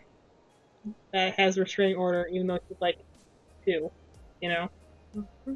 So you might want to make a new one just because of the fact of probably want a character that has a little bit more lay of the land in this next upcoming one because we're going to be doing a urban city heist. Who am I being an adult with factions? I don't know how lighting works. Absolutely making this up. Guessing. That's what I do when I draw. I'm almost this looks like it probably should be right. It probably is not. I'm going to guess it is because I'm too lazy to look up a reference for lighting. I'm very lazy. We could do a D&D drawing stream. The biggest issue is that I have to heavily reference when I do human characters because proportions on them just feels so weird to me. I'm just not quite as used to them as I am drawing things like Pokemon characters or weird egg-shaped things like Ellie's doing right now. Very good looking egg-shaped thing though. Thank you. So it's definitely a good topic for you to talk about. I was just thinking about it. I was the other one that DJ should be joining us for that one. I don't know what he's going to plan on playing, but if Christian's going to do a bard, you already got a magic support character. So what you really need is someone who can manage to take a hit, and then some other either damage dealer or utility class. Or you can just do I did the one time I did a campaign with DJ where it was me and his girlfriend and we were just 2 spellcasters. So neither of us could take a hit. I could take a better hit because I was a warlock and they're a little bit, more resilient than other casters. I would say use references. Everything my drawings look crappy when I use no references. Yes, I absolutely agree. Yeah. There's literally a plushie right. You can see what I'm referencing literally right there because absolutely same. Well, I have been using a ton of references for especially lighting and anatomy. I just really don't have a background in those, and I want to learn, but I just haven't been. Sometimes I just want to draw a thing, and I don't have to look perfect, but I don't want to look for references because then it feels like I'm putting so much effort into a drawing that's just a doodle. Mm-hmm. That's why when I did meetings and stuff like that, I just doodled, and if it looked good, it looked good. If it didn't, it didn't. It was just black and white shading and stuff, and we just left it at that. So I'm I don't want to look for references. Sometimes I would. Sometimes because I drew mostly Pokemon, but for a species I wasn't as familiar with, I would look at stuff. Mm-hmm. But generally, it was just kind of, this is how I draw creatures, and we're going to try and fit it to the Pokemon species and see what happens. Mm-hmm. So that was just what happened. But anyway, so the best part with when I did the one with Whiskey, she was playing a Wild Magic Sorcerer, which is a fun class, because the Wild Magic, right here. Okay. The Wild Magic Sorcerer has this fun thing where they have so much energy. Sorcerers get their magic from their bloodlines. Essentially, you were either touched as a child or had magical parents or stuff like that. They're essentially the magic casters that get it for no reason besides they were born with it. So it's the wizards who studied to get it, or warlocks who sell their soul to get it, or bards who just sing and become magical. Variety with magic casters. But Wild Magic Sorcerers are the kind where they are so infused with magic it powers up all their spells, but they don't always have control of their magic. So it means that on a certain dice roll, when you cast a spell, a random effect will happen. It should be anything from you cast bright light from your body, you heal 10 points of HP, everyone in the room turns into a sheep. You know, like, it's a fun class to do for the randomness of it. So she was playing that, and I was playing a homebrew class called Chaos Warlock, which essentially did the same thing. That where, like, my character had been touched by something from the plane of chaos, so now she just had random magic things happen to her every day. So every morning I roll a dice to see what sort of things happen. And the one effect I get most of the time was, oh, you're suddenly 6 inches tall. So that happened a lot. So there were a lot of days in your pocket. There were a lot of times when I was just sitting on her shoulder. The best part was though when we had breakfast and I could just like sleep on a muffin. Carry me like a gnome. Gnomes can only be like a foot or a foot and a half tall. So yeah, pretty much. Like a the gnome. best thing to have is small characters, and I would always want to play a small character because imagine like the stealth opportunities. They could go inside somewhere, roll you up in a rug, and pretend that they are just here to move furniture and literally just sneak you in because you're only a foot and a half tall at best, a foot to 2 feet tall. Like, just think about the possibilities of that. You could hide them in a backpack. You could go and like slide them down like a drain pipe. It's like the things that you can do. Well, not to mention there are magic spells that can make you even smaller or even bigger. I got another tangent for that, but I'll come back to that in a minute. So the thing that happened with this, my character and her character, was that there's just random magic stuff happening to us all the time. And so our first encounter was not meant to be that hard. Somehow we just sucked at all our saves. It ended with her character passing out.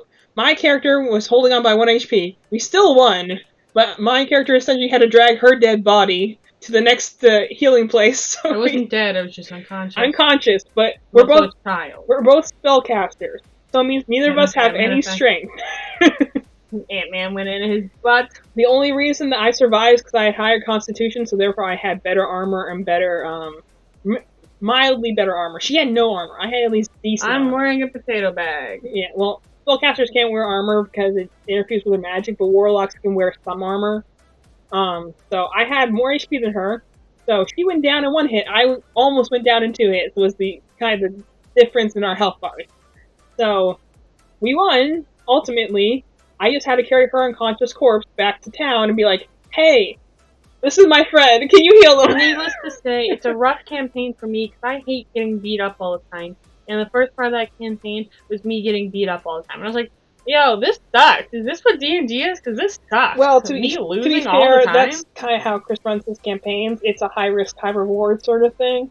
Bro, so, I'm fine with low risk, no reward at this point, as long as I can experience a campaign. The module we're going to do is exactly that. It's going to be very easy and low-key to start out. You're only going to get to level 5. What are we doing? The vampire one first? We're going to do a heist first. That's literally to get you guys in there, to like ease you into it, to learn the mechanics, learn your characters, learn your classes, and then we're going to fight vampires.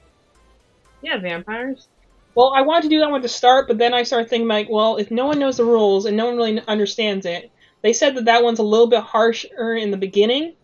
So I went and looked around online for tips and stuff like that, and then one person I followed says like, I just ran this other one that's way easier, got to level 5, and then just kind of skipped the beginning of the next one. Like, oh, we can just do that. So we're going to do the easier one first. We're going to do Waterdeep Dragon Heist first. Waterdeep Dragon Heist? And it sounds really cool. I'm reading the book currently. I have to read an entire book twice, essentially, to prepare for this. Like you mind. Actually, no, a bard in a heist actually be really good, because bards can be sneaky. Well, while most of them do have more like pizzazz to them, there are certain, like, each class has a subclass, like a specialty. Like mine was a monk who specialized in the usage of life and death. You could take life and give life.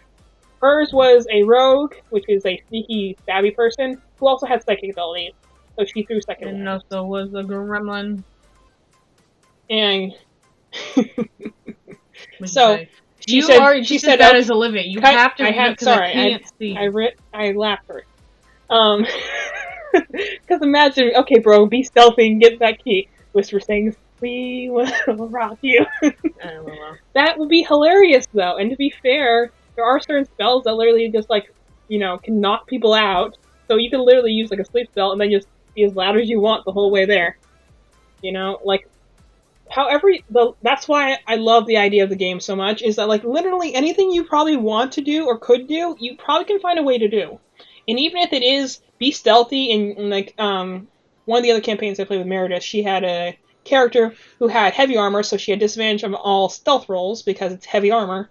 So, but she made a whole, like, show out of it. It's like, yep, coming down the hallway, sounds like a train's coming at you because this is character in heavy armor. She knows she's not good at stealth, but she's like, you know what, I'm just gonna come at it and hit it. That's it. We won't worry about stealth. Mm-hmm. Oh yeah, Mission Impossible and Pink Panther, sing that while sneaking around. And well, that's where the dice roll comes in. You would, like, roll stealth. So for instance, if you rolled stealth and you had a really low roll, or like a natural 1, it could be like, oh, you're not necessarily bad at stealth, just you're the character that's singing down the hallway, so naturally you're not very stealthy. That person thinks they're being stealthy, but they're not. Like, that's where the fun of flavor text come in, and that's part of my job as the dungeon master, is that I'll go and be like, well, you failed your stealth check. Instead of just saying you're not good at stealth, I could be like, she's trying to be stealthy, she's also singing the Mission Impossible theme song all the way down a completely silent hallway. People know she's there. And stuff like that. Anyway, so, to the other story I still didn't finish was, it was me and Steve who were 2 casters. And the reason it was funny and we had a lot of fun with it was that, again, every encounter, because neither of us are meant to take a hit, we're weak little level 1 spellcasters. And so every fight we went through, we nearly died in, because we can't take hits. We could dish out damage, but we can't take hits. We actually had to hire, like, an NPC character to take hits for us. Then he died, and we're like, oh, now we're really screwed! That was actually one time where we went into, like a den or something, like a thieves' den, and we're charisma-based casters. I mean, you different stats used to cast. So we were both really charismatic, so we were really good at talking to people. So we're talking to these dudes, and we're saying, you know what? You both probably have families. We just want to get to the back. We're going to let you go, and we make a persuasion roll, and the guys just say, okay, we're going to leave. So they go past us, they stab us in the back, literally, and we're like, no, screw that, we are killing you. Did Chris pull that? No, it was DJ. It was just, apparently when we rolled our persuasion, he rolled higher, because you can do counter, like, things like that, like rolls that have to beat each other. We rolled pretty high, but apparently he rolled even higher. And so, those characters, they came in, tried to stab us. And so we went through extreme measures to kill them viciously. He's like, wow, you killed those guys. Like, because they betrayed us. We were going to let them go. We could have killed them to start with. But we decided to leave them. We were trying to be nice. And then they stabbed us. And so after that, every time we were just like, yeah, screw the rest of the people. We're not playing that game. Get out or we're going to burn you. So it was, that was funny. And then there was another point where we were going into, again, same den, same dungeon. We go in there. It's a dragon's den, right? Big thing. But a different group of adventurers have already come in and killed the dragon and are, like, hauling adventure, like, loot out. And we're just like, are we the NPCs in someone else's adventure? Are we sure we're the adventuring party? Or maybe we're just NPCs for their campaign. We just had a lot of fun with it. And again, there was the things like her when chaos magic went off, and so it put blinding light and blinded everyone in the room, including us. So no one was hitting anyone. It was kind of funny. And I was also 6 inches tall at the time, so, you know, that was fun as well. You know. You let Perry in? On one hand, yeah. I hear about that before. Linda Pee-Pee. Hi, big guy. You come to hang out? Hi. You gonna come sit with us? And the one advantage I learned from my character, who constantly seemed to be 6 inches tall, was, yes, it's hard for people to hit you, but it really hurts if people step on you. So when we're all blinded, I got stepped on, and that's how I lost a lot of HP. And our healer guy had died, so we were just like, wow, we are just not good at this combat thing at all. I see you. And so, but sometimes being really bad at something or having an unbalanced party is a lot of fun. Because we had so much fun with that, because we're just like, wow, we suck at our jobs. But somehow we're surviving. We're literally like that person, like, we were like NPCs in someone else's group. Buddy. So it was actually a lot of fun. You put the wee-wee. So if he comes closer to me. So, okay, you can't sit on the cord. But, stop. Exactly. Planking on the shoe. But if that happens, that's the thing. Small is good for like being stealthy, but at the same time, you could get stepped on. Another funny thing, there actually are not a lot of spells or abilities that make you tall. Weirdly enough, like most characters stay in the medium range, which is around 4 to 6 feet tall. There's like 2 races that are taller than that, and I only know these things because I watched this one guy who goes and does builds of different characters, like from media into D&D builds that you could actually play with.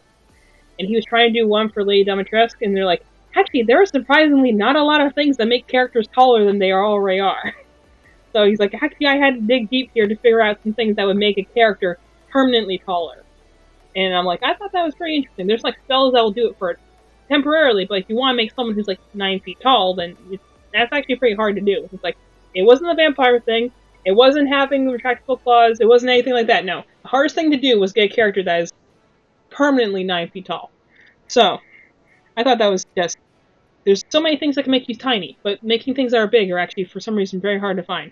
Like, it's easier to turn yourself into a bear or a dragon or something, but naturally, being 9 feet tall, very hard to do in D&D for some reason. Mm-hmm. Unless you take, like, there's, like, I think the way he did was, like, there's a certain fighter class that uses runes in order to go, that can, like, change their size. And then, I think he added, like, did also her with, like, Warlock, because that's where you get a lot of Eldritch magic, and that's how you got the true form dragon at the end. It's not high level ability that you could, he's like, truthfully, her monster forms closer to a manticore in terms of its stat block, but it's clearly meant to be a dragon, so she turned into a white dragon, we'll call it even. I'm like, fair enough. Mm-hmm. The best thing to do is when you get into the super high levels, 15 to 20, and you're like, you know what, I can turn into a dragon now. I can reshape reality. I can summon an elemental from the plane of fire. You know, all the fun stuff. Magic casters can do a lot of funny things at the later levels. Another funny thing the bard can do is, like, for instance, they, like, have a lot of just fun flavor spells. Like, there's this one they have, which is literally they yell at someone, like, insult them, and the person might become intimidated by them. I really hope you're going to say they exploded. No, that's power word kill. Like, you say a word, and the person bursts into flames. I was so hoping you'd be like, and then they just die. Yeah, that's what power word kill is. If you're below 100 HP, they speak the word, the person instantly dies. No save. Bards can rap. Any sort of... Bards can rap. Good for them. Well, she asked it. Bards can rap. Bards can do any... Literally, the whole point of them is that they are performers who found magic through performance. That could be interpretive art. That could be interpretive dance. That could be, I'm going to spray paint inside the building. Somehow that causes magic to happen. And then, you know, it could be, I'm going to play the triangle really well. And that suddenly causes magic to happen. Like, it could be singing, it could be dancing, it could, like, anything you can consider artistic. You could challenge someone to a rap battle and cause magic things to happen through that. That is the beauty of that class. That's why bards are probably most big, like online YouTubers will agree, bards are one of the most fun classes to play. I've not gotten a chance to play one yet. I've made a few I would like to play. Again, lack of groups. This is a group game, so you do need a group in order to play it. I might try one of the game stores, maybe later on. After the holidays, I think. But, like, I would love to play an Adventure League, which is the official D&D run by Wizards of the Coast. This company who own them. So, like, even just bards, like, you have lore bards, which can go, and they're, like, the, like, historians of bards, and they have, like, ability to steal spells from other classes. You have ones that are like, hey, we can turn swords into a dance art. And that's how they do it. There are ones like College of Whispers, which are like, yeah, we have psychic abilities now. Somehow. We all whisper. And then there's a College of Glamour, which is just, I am so incredibly fabulous that it stuns people when they look at me. Yes, he could definitely be a College of Glamour bard. College of Eloquence, they're really good at talking or orating, or they do poems and all fun things just burst into creation. There's also a creation bard very great. That literally can go and use their magic to create things out of nothing, bring life to the motionless and stuff like that. Like, magic does a lot of things.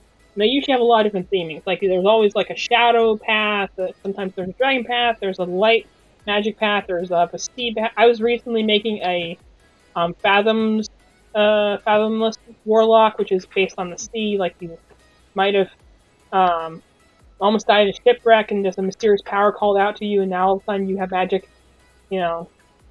Not the fun stuff you can do. Or it could just be, hey, your mom got together with a polymorph dragon and now you're a dragon sorcerer. It turns out you're half dragon now. Fun stuff. Well, dragons are, like, especially the older ones, are like borderline gods in a lot of cases. So I was like, yeah. Do I want to play an angsty character or... definitely go for the dumb one. Dumb characters are so much fun. If you get a low intelligence score, so much fun to play. And also, angsty characters can be dumb as well. It's like, the thing you have to consider when you're making a character is you have to essentially be like, okay, who is this person? Why are they adventuring? And where do they want to end up? You know? Like, if you were going to be an angsty character, you can be an angsty character, but what do they ultimately want? Why are they out adventuring? Why do they decide to be with a group? Mm-hmm. It could simply be that, like, oh, I just need the money, so I'm going to do this heist because I need the money. You know? But then it goes from there. It's like, well, if you're stuck with an adventuring party, how do you deal with that? If you're stuck with this quest where you have to go collect balloons from kids, how would your character deal with that? You know, essentially... Murder the children, what? Essentially, you were just arrested because you murdered a child. What are you going to do about that? Murder the cops. What are you going to do now? I killed the police. Who's going to take me in? You've now been hit with a stun spell and you can't move. Nope. I murdered the person who stunned me. They can do that from 30 feet away. Yeah, I murdered them with my mind. They had a mind lock so you couldn't hit them. No, they didn't. They have counterspell. No, they didn't. Counterspell literally is the best. Like, counterspell and dispel magic can literally shut down any, like, spellcaster because it's literally the Uno reverse card. Like, you did the thing, and I undid it. Now what? Or if you're a person that's like a physical person who isn't magic based, then you'll be like, cool, that was awesome. This person has a grapple check. They pinned your arms behind your back. Now what are you gonna do? Murder them. And, like, also, and sometimes the best ones are ones where you wake up and you're just like, you all wake up. You're in a prison. You don't remember how you got here, and you're chained up to 2 other people. What a crazy bachelorette party! In fact, maybe that's how I'll start our campaign. I think that'd be funny. What, Bobby? It's like, you could meet all in the tavern, or you could all wake up in prison together, you know? What's wrong, pal? Let's say that you needed information on enemy, but accidentally like to kill the dude. He'll never take me. That's what I'm saying. I'm just trying to win. Fun fact, Christiana, there's actually a, like, I stopped for 5 seconds, you whiny boy. Well, I wonder if, like, our parents are not home. They aren't. And he's... So here's the thing you could theoretically do if you want information out of a dude and he's dead. There are many spells you can use, like Speak with the Dead. You could bring someone back from the dead and talk to them. They don't have to be alive for that to happen. You could bring them back as a zombie and have them do your bidding. You could go, and there are a lot of different, like, warlocks especially, have necromancy spells. You could bring them back as a zombie. You could speak to them after they're already dead. You can go and put them into a coma that's like death. It's like, the amount of things you can do with magic, really just, the world is your oyster, really. It's like, you could literally go and kill somebody and bring them back and question them for information. Now, granted, doing that is the same as if the person was alive, unless you have something like a zone of truth. They could still lie to you. That's the fun about it. That's what I was saying. I'm gonna see if he needs to go outside really fast. You keep talking. Okay. So, yes, you could, hypothetically, kill a guy, take his body back with you, and if it's within the same 24 hours, bring him back as a zombie, and talk to him that way. He might still lie to you, unless you have a way of keeping him from doing that. That's where, like, the role-playing comes in. You have to, like, phrase your question a certain way to see if he'll answer you. But, yeah, you can do that. You can very much do that. This is a very much reasonable strategy. I don't know. I think I was originally going to have you guys start in a tavern. I think I'm going to have you guys start in, like, a prison cell. I think that'd be more fun. Let's see what happens. You guys are going to... I'll tell you a little bit now. I'll tell Madeline when she comes back. This is what all happened during our Session 0. And what you do during Session 0, this, funny enough, is not a thing that was in the Player's Handbook or Dungeon Master Guide until recently. With the most recent edition, Tasha's Culture of Everything. She's cool. I would love to use her as a patron. I love, like, powerful, like, magic witches and stuff like that. But that's the first guide that talked about Session 0, which is where you go and gather all the players, everyone discusses what races, what classes they're going to play, what the premise of the adventure is going to be, like all that fun stuff. So we'll have a session 0 where everyone will discuss that. You get to meet each other, you get to figure out what schedule you're going to do. But that's when we'll figure out our classes and stuff. And also, you guys, I'll tell you a little bit more about the campaign. Essentially, you're going to be either working with or against one of multiple factions within this like urban city, and you have to find this essentially buried treasure before anyone else does. And there are many people who are going to get in your way in order to find it first.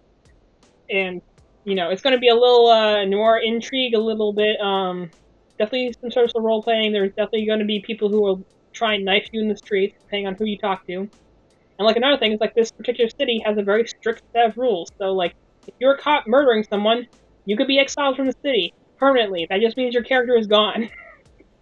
You'll have to roll up a new character if that happens. It worst comes to worst. But your character also can die. If your character dies, that might just be what happens, and you have to bring in a new character and be like, well, so-and-so died. Here's his brother. He came in to collect his dead body, and now he's part of the adventuring party. That's the fun part about all these things. But a lot of times you start in a tavern, that's how you meet, because it's a good place, honestly. Taverns can be fun.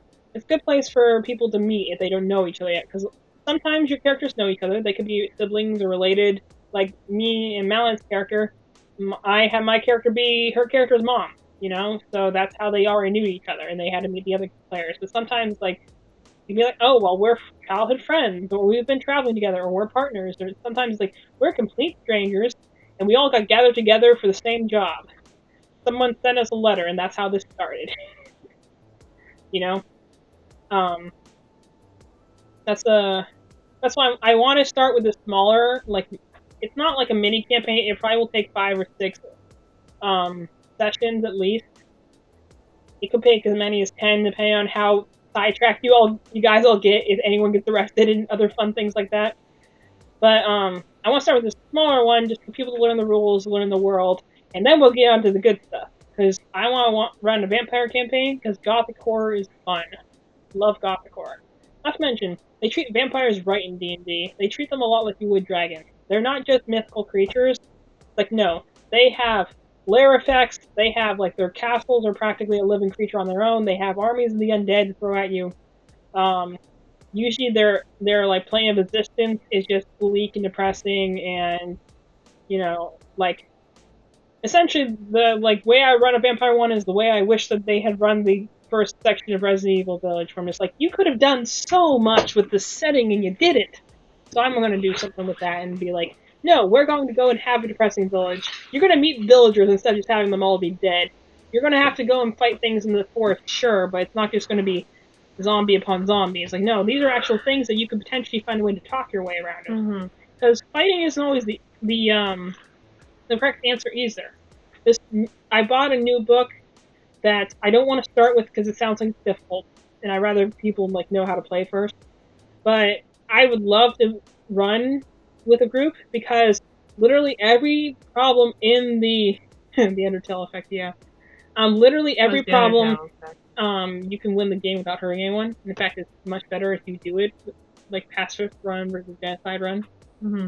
I just think it would be better if you run. Oh yeah, because the one that is like, I have mine lined up the campaigns I would like to run if this like group works out, and like that will be my third one to do. Is the Wild Beyond the Witchlight, because that sounds fun. That's the carnival one I told you about. But you literally could go through that entire adventure without fighting anyone. You could literally just talk and make alliances and deals, and you could go through the entire game doing that. There are options for fighting if your fight does break out, but good role-playing, quick thinking, you could go through the entire campaign, a full like 10, 15 levels, never breaking out into a fight, because you get experience for good role-playing too. You get inspiration in different things for making alliances, making friends, getting different things. Like, fighting is not always the only option you have available to you, and that's the important thing to remember. That's why you have charisma-based characters like bards, like sorcerers, like warlocks, ironically enough. Like, you can go and talk to people. You can intimidate them, or deceive them, or persuade them, or even perform for them, and they'll be like, you know what, I like this guy. But that's also how we accidentally won a town once. in one of Meredith's games. I think either it was a mix of one of our characters intimidated the people there, and we also put on a really amazing rock concert with our new character who was the bard. And the townspeople loved it so much they pretty much handed the city over to us because we saved them and we put on a really awesome rock concert. So we accidentally came into ownership of a city. It wasn't a city; it was a small town, but it was still really fun because they just got because that goes into the natural 20s and critical ones. So if you get a natural 1, then whatever you did failed spectacularly, and if you get a natural 20, whatever you did, just you achieved with flying colors. So we had a natural 20 on our performance with whoever was the bard at that time. And they were it was an awesome rock concert that everyone was totally down for, and they just loved us after that. It could have also been a natural 1, and everyone would been like, "You suck," and they could have run us out of town, Never know these days. I feel like my charisma level is on the same line as Hello Zuko here. That was how my monk character was. She didn't have a lot of charisma. She was very wise. She was decent in intelligence, but not very much charisma. Very nice, man. I like it. I'll write his name, then I'll be done. Very good. She didn't have good charisma, and it wasn't intentional. She didn't mean to, but she was kind of accidentally prejudiced towards other species because she didn't really know a lot of other species. She was very isolated. She knew elves existed, half elves existed, and humans existed. So she saw a tiefling, which is a half demon, different color skins, horns, tails, and everything. She freaked out. She thought that was a monster, even though it was a human. It's a rare race, but it's a race, and so she freaked out. She didn't. She was not intentionally that way, but it's I don't know what that is, so I played it that way.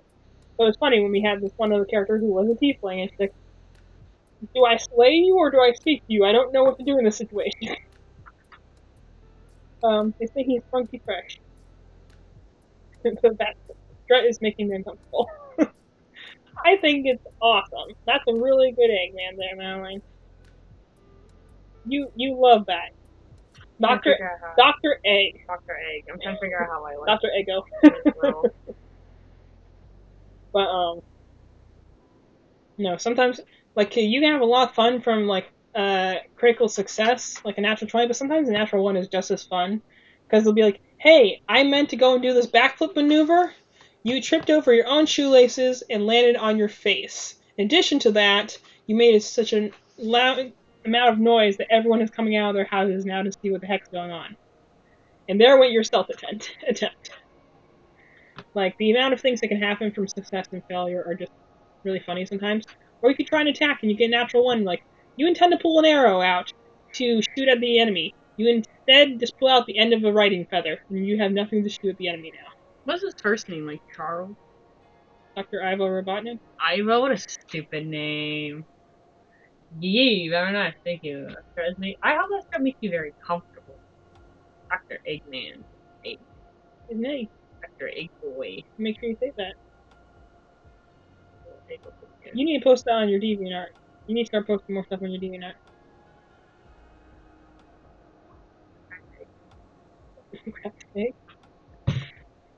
I'm done. That was good. That looked very nice. I enjoy that. But, anyway, is this giving you any ideas of what sort of character you're playing, Valley? Yeah, I'm gonna make up the day still. Just because you can? Yeah. Okay. I also don't know who the third person I had, who said is going to join us. I don't know what he'll play. So, we all know that Christiana obviously has to be a bard. And she needs to sing while she goes down stealth hallway. What am I doing now? Whatever you wish. Do you want to keep talking? I can go something else. Well, I wasn't sure if you still wanted to do the thing where I drew the thing and you guessed the thing. I like it, but you're on a D&D kick right now. So if you want to keep talking D&D... Hey, watch this. Tries throw a punch. Hits me because it's straight down. That's what happened to our bard the first time. Oh, my phone. There goes her phone. That's what happened to our bard in my very first campaign. That could happen. You could roll a natural 1, try and punch someone, and end up accidentally hitting your friend. Next thing you know, a bar fight has happened. Mm-hmm. There were some funny ways to try and break up bar fights. I remember one time where it was like, what do we do? There's a bar fight. Oh, we need to get this guy out. So one character turns that character into a mouse. My character smuggles him out. and they put on some sort of performance that somehow escalates into a bar fight, and half of us came out of that with punches. So, what else do you guys want to see drawn while Evie's on? And then when Evie's done doing her D&D thing, we'll do some more fun. What other character do you want to see while Evie is talking about D&D stuff? Well, actually, you mean my tea. Go. Thank you. Continue. Try your little gremlin girl. Oh, I should. I'll see if I can do a rendition. Evie, you make these two. But you know, it's also a fun thing to do is when you have like, because only monks are proficient in unarmed strikes, so the only ones that get like, yes, we were talking about Madeline's last D&D character she played, Here, the Plat, which was compared to Plat. Madeline's last D&D character she played was a goblin thief, who was my character's adopted daughter. So she was just like this wild child little gremlin girl that I had to chain to a tree so she didn't bite people and they came up with teeth. And so she did chew through the tree once, and so that was an issue when we had to deal with that. But we got Madel after that instead of just a rope. But she was a little rogue, and because she was this little goblin, I carried her around in a backpack half the time. My character was a former soldier who got traumatized after losing her entire family, because elf wars and stuff like that. And she left her country and is trying to live a peaceful life. Found this thing on the side of the road that kind of became her daughter because she ran an orphanage and no one else wanted her. So she's like, okay, now you're my daughter. And so that kind of is what happened after that. And she also she was a monk of mercy, which meant that she like had this whole like power over life and death. So she wore a plague mask, like a plague doctor outfit, and kind of found peace in them being able to heal people or put them down if they were beyond help. So the Krog gradient thing was fun. I wish we would have been able to play more with that. So that one was fun. But so a lot of the time I carried her character around in the backpack, or she was biting someone and they were being carried around that way. So she could have stabbed people with knives, but instead most of the time she was biting people. So fun things. But she based her off of Morgren, which is like a little goblin thing in Pokemon. Mm-hmm. So I think you also like could talk to people telepathically. So half the time you were just like speaking to people while they're trying to have conversations. Mm-hmm. That's cute. But she looks like it. I haven't even started yet, boy. How you gonna insult me? I haven't even begun. Just let it happen. You wore like a potato sack or something. Yeah, that was just our fun thing to do because we thought it'd be cool if our characters knew each other. So, like, hey, that's what happens. And so, we didn't get very far in that one because sadly, right before that happened, like, pandemic happened. And then it got really hard to get together. And I think we got together like once or twice during the pandemic, but not a lot. And then the person who DM'd for us moved away. So, it's probably gonna be pretty hard to continue with that now, which is, that's fine. We'll start over something else. And I think you probably should just start with a probably older character. Mm-hmm. Just so you don't get arrested. Don't get arrested as much, let's put it that way. You're probably going to get arrested. I only got arrested like twice. But, one of the things I'm going to have to, write... Also, like, don't know. That's fine. One of the other things I'm going to have to write up is for, like, the rules of this place, because, like, there are, like, laws and stuff that have different, like, consequences. Mm-hmm. Like, there are criminal factions in the city. Obviously, if you know how to hide, you're fine. It's... Like, I described it to Christian as, like, an Assassin's Creed Syndicate, where it's like, yeah, you can do gang activities. Well, you're not a police officer. You're just kind of a... But, like, at the end when we were, like, in the place. Yeah, fair enough. We did go against the law towards the end there. But I related it more to Assassin's Creed Syndicate because it has the gang thing, where there are multiple factions and gangs within the city that you can potentially ally with at the end of the day. You also say ally weird. Like, ally. Well, it's probably the grammatically correct way. Well, like, it's got an ED in past tense, so... Lied. She was dead. Kinda lied. But it's up to you. But so you have to go and like either join with, or you can be entirely apart. But it doesn't hurt to go and join with some of these factions, and that's what like Assassin's Creed Syndicate, because you essentially come to the city as two like nameless assassins, and then you have to get the local gangs on your side, and you work within the boundaries of the law when you can, but you're also like being assassins and murdering people, so you people in the police force who will kind of hide things for you if you help them out, and that's why I related it like that. There are factions, there are people you can. She's gonna talk in a New York accent and be a gangster. Please do. I told Melanie I'm walking here. I told Melanie she needs to be like a British accent or just do a accent, and it will. I think it should be ambiguous weird accent. Yeah, I'm like, no one knows where it came from or who you are, but you're just like, okay, I guess accent. Imagine being big, buff, tall mob man that talks in a New York accent and has to sing Olivia Rodrigo to destroy him. That'd be so freaking funny. That'd be so funny. And you don't have to play something that's the same gender as you. Like, you can be literally anything. As long as it's an intelligent race, it's like, you can literally be anything. You could be a tall mob boss guy. I remember one character concept I had before I chose the elf character that I went for our campaign, but one idea I had was there was a different monk called the Way of Astral Self, where it's like you can let your true self come outside of you to fight for you. So an idea I had was I had have a half orc female. Because if you know about Lord of the Rings, you probably know what orcs are. They're big monster ogre-like characters. Mm. So half orcs are humans and orcs together. So orcs typically are evil race, just because they're very savage, so they don't tend to get along with most people. So a half orc has like some more of the patience of a human, so they are a little bit more agreeable, but still kind of generally feared by most people because orcs tend to pillage a lot. So I had this idea for a half orc character that was big and burly and stuff like that, but her astral self was like very like fey-like and like had like butterflies around her and stuff like that. Like it was. Can a half orc be something else besides human? I would assume so. Generally, yes. Anything's possible, especially with the most recent edition, which was Natasha's guide, which is you could have variant races, aka like maybe I had a human that had some gnome in their ethnicity, or maybe I had a gnome whose parent was a dwarf, or maybe I had a tiefling, but they didn't have all the infernal things. They had like this different thing that had to do with them. Like you can't change it up to a bit.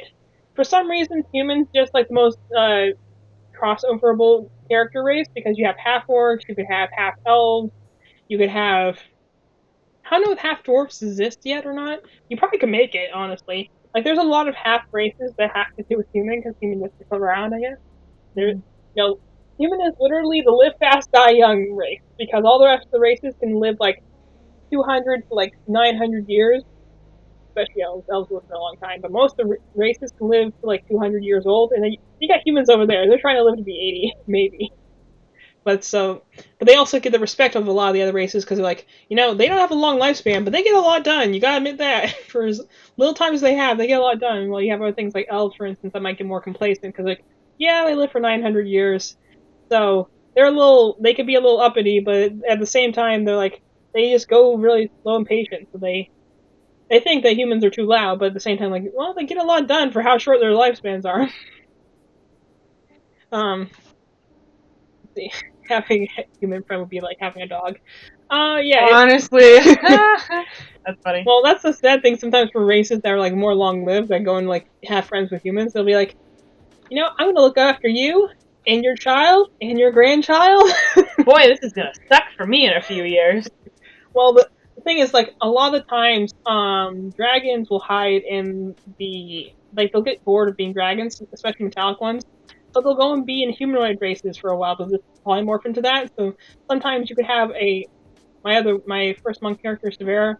Her father was a silver dragon that had polymorphed, and so she was technically half dragon.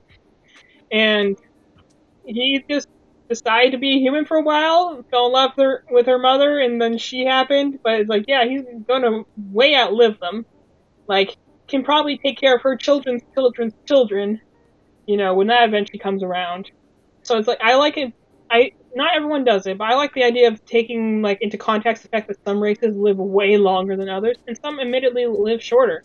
Like Dragonborn in spite of the fact that they are, like, the dragon race, don't live as long as some other long-lived races. Some races only live to 60 or 40 years old. Goblins reach full maturity at age 10. 12! Oh. So, well, that's the thing. Well, I said 12 because I wanted to be a child, and they're like, nope, that means you're a full adult. And I was like, no. In fact, you're, like, in your 40s. I was like, what the heck? I want to be a baby. And, like, kobolds, I think, only live to, like, 40 or something like that. Like, not to mention they're very trickstery.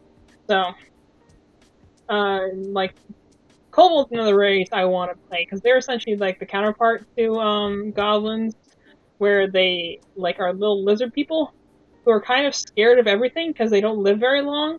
So they're very tricksy and love traps, and they revere dragons as being, hey, that's the cooler version of me. They often will serve dragons. Look how expressive you draw. Oh, thank you. I want you to know that she's a little brat. She used to bite people. Yes, she was. This is her getting scolded by her mother. Which is a very constant occurrence in that campaign. Well, the fun thing about it is that, like, I like that we did that, because I don't think either of us would have talked a whole lot otherwise, with the fact that we were just kind of, like, constantly bickering the entire time, that our characters were actually doing something. Mm-hmm. So I do appreciate that. And sometimes that's why it's fun to go and, like, get together with another player and be like, hey, you want to be siblings? You want to just fight all the time? You know? So, fun things like that. We met DJ's character, who just randomly woke up. He's like, oh, hey, I'm a warlock now, I guess. Word, dog. Doesn't really remember anything. So he had this one, like, psychic mind thing where he could talk to other people's minds. And so he talked to her, and she's also a psychic in a themed race. They could talk to each other back and forth, and, like, I think you said, like, there are already voices in your head, so, like, Chris, who was our dungeon master, he was like, you two could talk, and then he could talk to the random voice in your head, and you're like, it's like, oh yeah, that's Fred. And he's like, where the heck did that voice come from? And he's just like, you do not know. For a while, my guy. Like, you do not know where that voice has come from, but it's not her. Her vibe is the 3 smiley face, and her vibe is literally knife. Why is your knife upside down?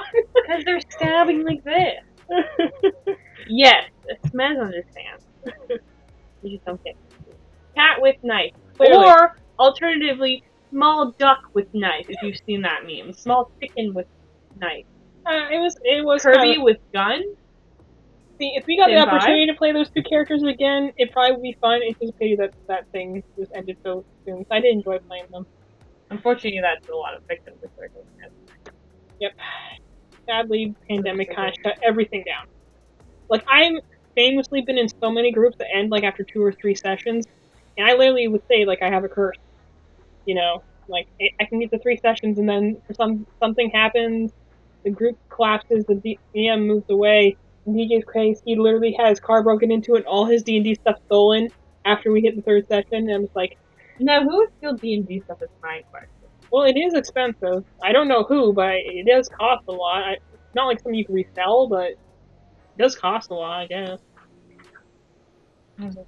He's gotten his car broken into a lot of times. You just park somewhere different. You can, like, virtual playing is very much an option. If you want to Zoom play, you can do that. We can play a little bit in person, and if you have to go back to college and we have to, like, get you, like, FaceTime. Well, just Discord, you know? Yeah, we'll do that, you know? He has giant tongue sticking out of the ear because... Didn't you get into fight with other kids? Yeah, she's in an orphanage that Evie's character ran. She lost her family, so including, like, her one daughter, so she had a lot of war trauma and therefore kind of tried to deal with that by becoming a monk and taking care of kids. And then her life got crazy again by adopting her character. So, in addition to them, a guy who was DJ's character fell from the sky, randomly created a crater in the middle of the town. And since she was one of the capable fighters there, they're like, so, can you make sure this guy's still alive? She's also kind of like a town medic. That was just what she did. She was kind of a weird doctor, though, because, again, she wore a plague doctor outfit, so it did kind of freak people out if you weren't used to that in the area. So, unintentionally was scary, but didn't, like, intend to be that. She was their mother, otherwise. Mm-hmm. Eats other kids. Yes, he did try to eat the other kids. I did. I actually had to go live in a tree outside in the yard, and I was chained to it.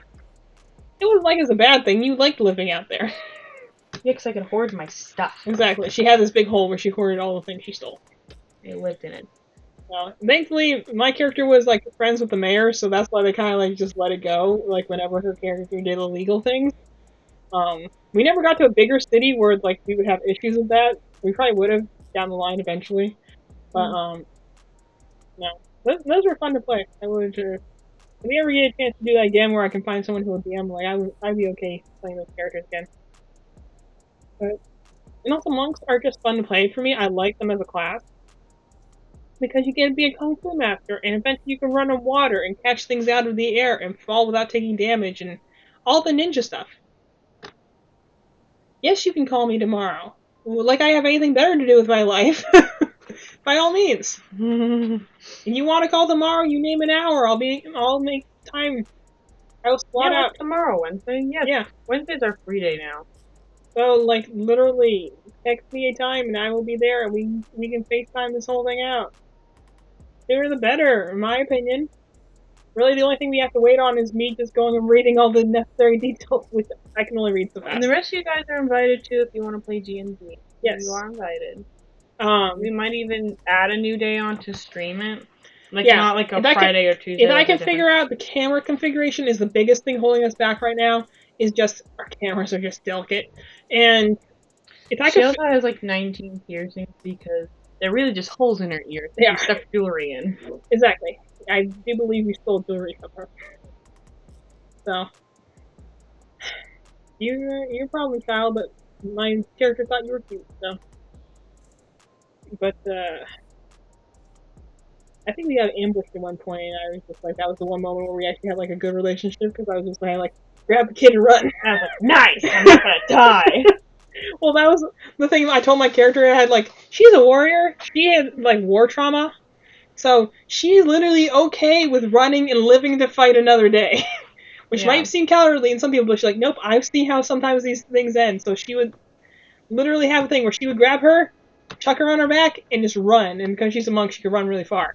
So sometimes it'd just be like, that's why she wore a backpack, and she just like carried her around. Because like sometimes they grabbed it and ran. I love the problem hold and begrudgingly eternally loving mother-parent figure. Yes. The trope. I got you, dog. That trope. Hey, maybe one of these days we'll go and we'll reprise those characters like as NPCs or something. Because they were fun characters to play. I really wish that we could have done more of that campaign. Maybe I'll ask DJ if he'll do something for us. But anyway, so I would like to do I would love to record those. I just have to figure out the camera setup is the biggest thing that I worry about right now. So we need at least 2 cameras. At the very least, to cover 2 sides of a table, if not to at least get the Dungeon Master versus the players, because they kind of have to sit on opposite sides of the table so they can't see each other. Oh no, I made her elbow go the wrong way. Her knees go backwards. Okay. Hey, do whichever one you want. I also love doing the mother parental figure. That's one of my favorite tropes to use when I write characters. I was talking about that with someone the other day. They're like, you write a lot of mom characters, and I went and looked back at all my characters. I'm like, you know what I really do? I have a lot of tough mom characters who have like some sort of tiny child. I did that like 3 times. The last one was the one I actually did more of it. The other 2 were just kind of basic things I did for a little while. But I'm like, I like having like the large, like strong character. Like I had Gyarados with essentially a little Bulbasaur. I had a Skarmory with like a baby Nidoran, and then I had a Scolipede with a baby Cleffa. And I'm like, wow, I actually do that trope a lot. But it is just fun to write. Something I can tap into very well. So that, and I do a lot of like magic characters. I just like those. So by all means, you can very much text me. I will get on with you with a call, and we will work this whole thing out if you want to. That's all cool, and that's also what we'll do like a session 0 thing for us, just to meet other people and figure out what we're all gonna do and scheduling and all the other fun technical stuff. Because that's one thing I also noticed that takes apart a group instantly is scheduling. You have to, from the very beginning, decide what day/days you're going to do your session on. It can't just be when we all have free time. You gotta plan. Because the only group I ever had that stayed together was the Meredith one, where we decided every Thursday we would go and meet. And even if we missed some Thursdays, we always knew it was every Thursday. Sometimes we moved it to Wednesdays, but And that's what we did. Every Thursday. And every other one we're like, well, we'll meet together when we can, or if we have time next week, or maybe Saturday. Like, those ones fell apart because life happens. It's like we have to clear out a day on the calendar, even if it's, we do the first Thursday of the month, and you meet once a month. Maybe you'll go for 6 hours instead of just 3, because you only meet once a month. Then that's what you do. But from my experience of many groups that have collapsed, you gotta have a schedule. You have to choose a day of the week and set aside a few hours. I mean, but people do that anyway. If you have like a practice, like we have band practice, then you set aside 3 hours for band practice every week. Or if you go and you have an appointment, or you have a meeting, like, it's not an unreasonable thing to do. If you have other hobbies, I don't think saying, hey, we're going to set aside 3 hours, Wednesday, 6 to 9, and we'll do that every 2 weeks. Then you put that on there, you schedule it out, and then you have, like, expectations. That's why I want to do session 0, because a lot of the other groups I was in were kind of loose like that, and we're like, well, we want to keep it casual. But I'm like, really? It's a headache now, so it doesn't have to be a headache later. Because when it's a headache and you're already halfway through, then sometimes people just get frustrated. I would, only because I would be the person who would like clear my schedule and be like, okay, I'm ready, and other people are like, oh, I totally forgot we were doing it today. And it's like, pain. Alrighty then, I guess I'm gonna go make cookies. I'm also the type of person, like, not everyone is. I'm the type of D&D person where snacks are a must. Every time, arguably that might have been why our group stayed together for so long, but like, even though I was in college at the time, I always made snacks. So I either bring a bag of chips, I would make cookies at home and bring them in. I remember Meredith kept thinking I was trying to bribe her because I made like these red velvet cookies that she absolutely loved. I'm like, no, I just happened to have a mix and I felt like making them, and I bring all my snacks to D&D night. So, yes, exactly, Christian. D&D at its core is a interactive story that all the players are coming together to write. That is what it is at its core. You have 4 players who are coming together to tell a story together in an interactive way, and Dungeon Master is kind of like leading them along, but ultimately it comes down to is like you're all writing a story together. And that's the fun thing. And things might go crazy, things might go wrong, and you might hit lull areas where the thing you're doing is boring because you have to do the roleplay part of it, but like that's all the fun of like writing, essentially. Essentially, if you like writing, you're gonna like D&D. Yeah. Sometimes I won't lie. Sometimes I struggle with it because I more enjoy passively interacting with things versus having to be an active participant. That's actually the beauty of D&D too, is that the fact that you aren't the only person contributing. If you don't feel very like into it that night, well, other characters might. You know, like that's why you have multiple people.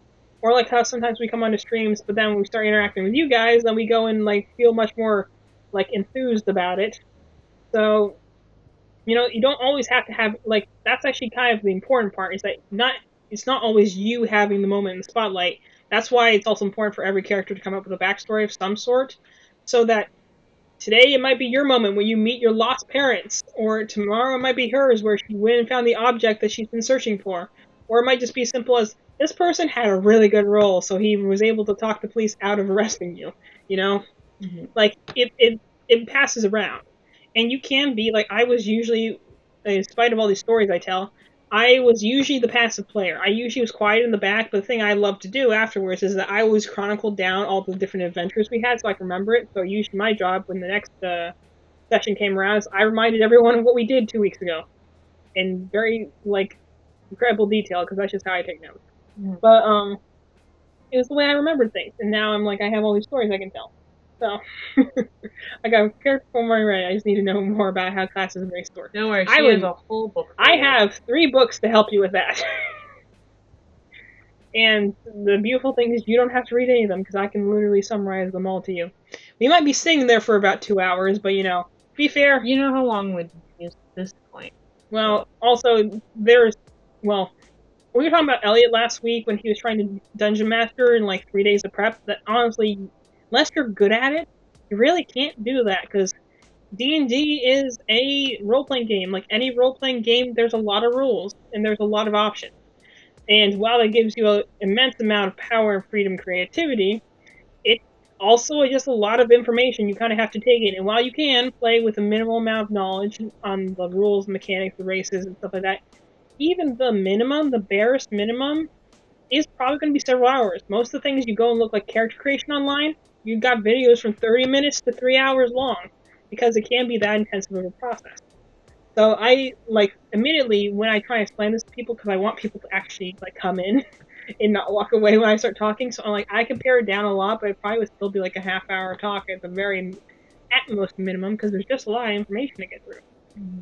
And you won't be as bad, because you, like, I think you're going to play a bard. There are a lot of bard subclasses, which I'd help you pick out, but level 1 character, all you really need to know is the class and the race. And then the bigger thing is developing who your character is. You don't need to know everything. Blank spaces are great, because those are the places where I can fill things in as a dungeon master. And also, you might interact with other characters, like her character or DJ's character or other NPCs, and that might help form who your character is. Like, you can start with a lot of blank template, but you gotta know kind of where you're going with it. And, then there's other things like, we're gonna have to have a thing where we're gonna learn how to play the game, which is like, why do we have all these dice? Why do we roll all these dice? What happens when someone attacks me? All these minor things. Watch all those videos I sent you. They can tell you all those things in a much more concise way than I can. But okay, normally she has claws, but I don't really remember how you draw them. I give her nub hands. Nub hands are fine. Nub hands. Nubs are fun. But, like, especially if you already have an idea, like, I'm not saying you have to be a bard, it just sounds like you're having a lot of fun coming up with all these song titles and finding crazy things to do. You can do that with any character class, honestly, and I'll probably still go over all the classes so you know. Because the other beautiful thing is that you don't even have to be only one class. You can be multiple classes. You could decide that you want to be a bard, and then later on decide, you know what, I need a little bit more physicality. I'm going to go and be a barbarian, which is the character that literally goes into bloodthirsty rages in order to become resistant to damage and more destructive. Honestly, a battle bard would be really cool if you were became like a heavy metal character that can go into like bloodthirsty rages and play guitar at the same time. Yes, a barbarian, yes. I think that sounds like a fun class combination. Multi-classes does mean that you won't get the peak abilities in either class, but you also can do some really fun combinations. In fact, the one guy I talked about before that has a lot of the different characters, like characters in media, he'll make into D classes, most of the time has the multi-class. Because, a lot of characters, especially anime characters, they aren't just magical or just swords, they're just hockey characters. They're usually a lot of things. So you have to go jumping around with different classes. Like, even when they did one for, like, Assassin's Creed, you think that'd be easy, be a rogue, be an assassin, but, like, he also had to do a little bit of monk, too. I wanted to come in as, like, a Fire Emblem ninja from the Fire Emblem Fates. So, yeah. There actually isn't one that, like, fits that class. Well, there isn't one that fits really perfectly. Adequately. Adequately. You probably would either find yourself in a rogue, which gives you a lot of stealth and sneak attack thing, or a monk, which gives you a lot of the, not wearing armor, fighting with your fists. Barbarian, that's funny. I mean, I've seen it built before, and it's a funny thing to do. Just think about it. You just have, like, an electric guitar that doubles as an axe. I think that'd be fun.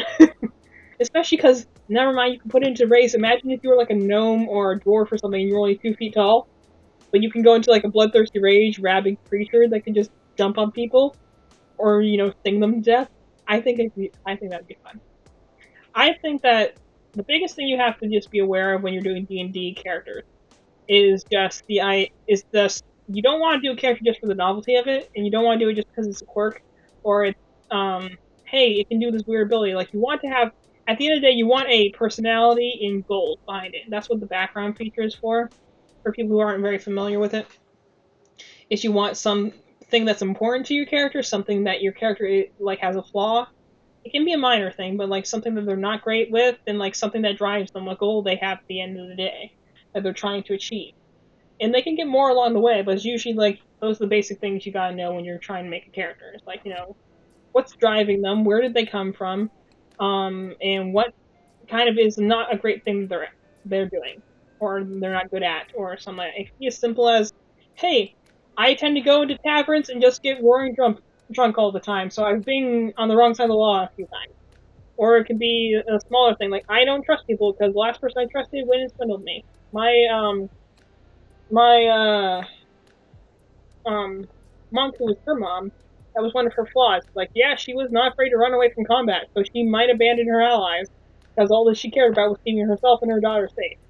So that some people might see that as distrustful because she was going to do that. And she did hide a lot. She was not afraid to lie, because she knew that she had these war secrets that were following her around. So that might not be seen as a good thing. And she was very kind, but she was dressed like a plague doctor, and that could scare people very easily.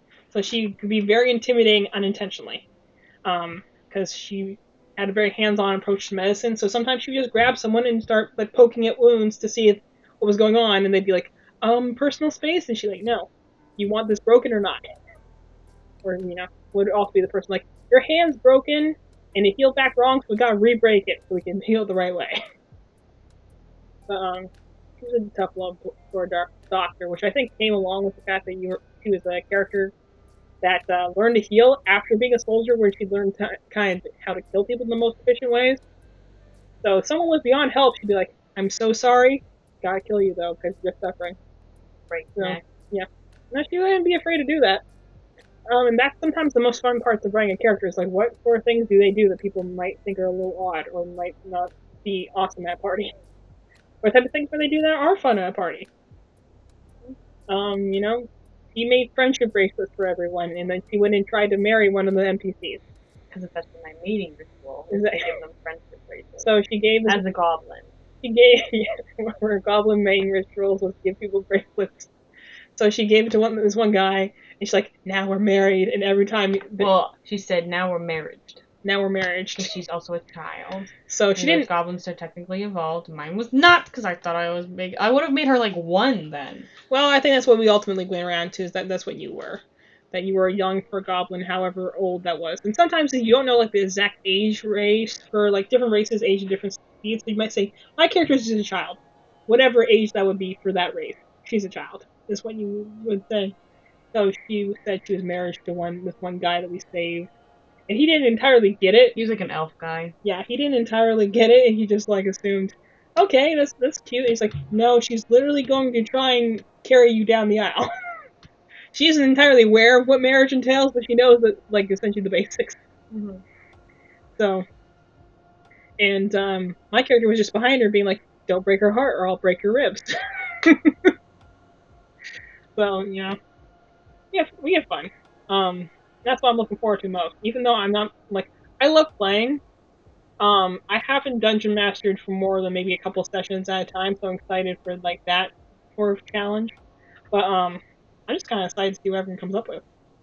Mm-hmm. Crappy hair there. It could be in her nub hands. Yeah, I gave up. Normally she has claws, but some days all you can do is nubs. Nubs are the best thing you can do. Another thing that the one guy online did that wasn't a barbarian, but it was a librarian. Librarian. She only has a nub eyebrows. I know how to put someone together and tear them apart painfully. Yes, I literally used that as like a threat at some point where she was like, I know how to heal every bone in the body, and I also know how to break it. Like, one of the things I actually did, we'll talk about this when we're doing your character tomorrow, if you want to do it tomorrow. One of the things I did, for instance, that a friend of mine suggested was, because they knew I was a big Fire Monk fan, they're like, do it like critical quote. Like, what sort of things do they say under different circumstances? Like, make like just one-shot quotes of what your character would say, like, one-liners they might have, or if they leveled up, what would they say? Or something went bad, how would they do that? So I remember one of the quotes I came up with for this character was kind of like, yeah, I know how to take you apart and then put you together and take you apart, so stay away from my kids. And stuff like that. So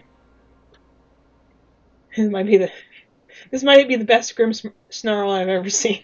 Thanks, was that Smith? Yes. Called it. Thank you. I've been working very hard on my Grimmsnarl impersonation. Yes, she did have a collar, because I did have her on a leash half the time. Yes, she is collared because... She did not like it. She just, because it was one of those things... Remember how I said she lived in a tree? Yeah. It was one of those things where she was literally a rebel child for the sake of being a rebel child. It wasn't like she ever tried to actively get out of it. It's more like, I'm complaining because I can complain about it. So, it's one like that character you carry around because they're going all boneless and stuff. And you're just like, yep, she's just doing this. That's my child. Like, they're problems? Like, no, don't worry, she'll get bored of it in about 5 minutes.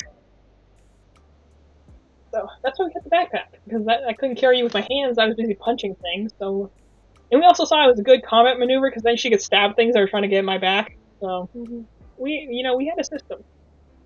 And I had a knife. He did have knives. He had regular knives and little psychic knives.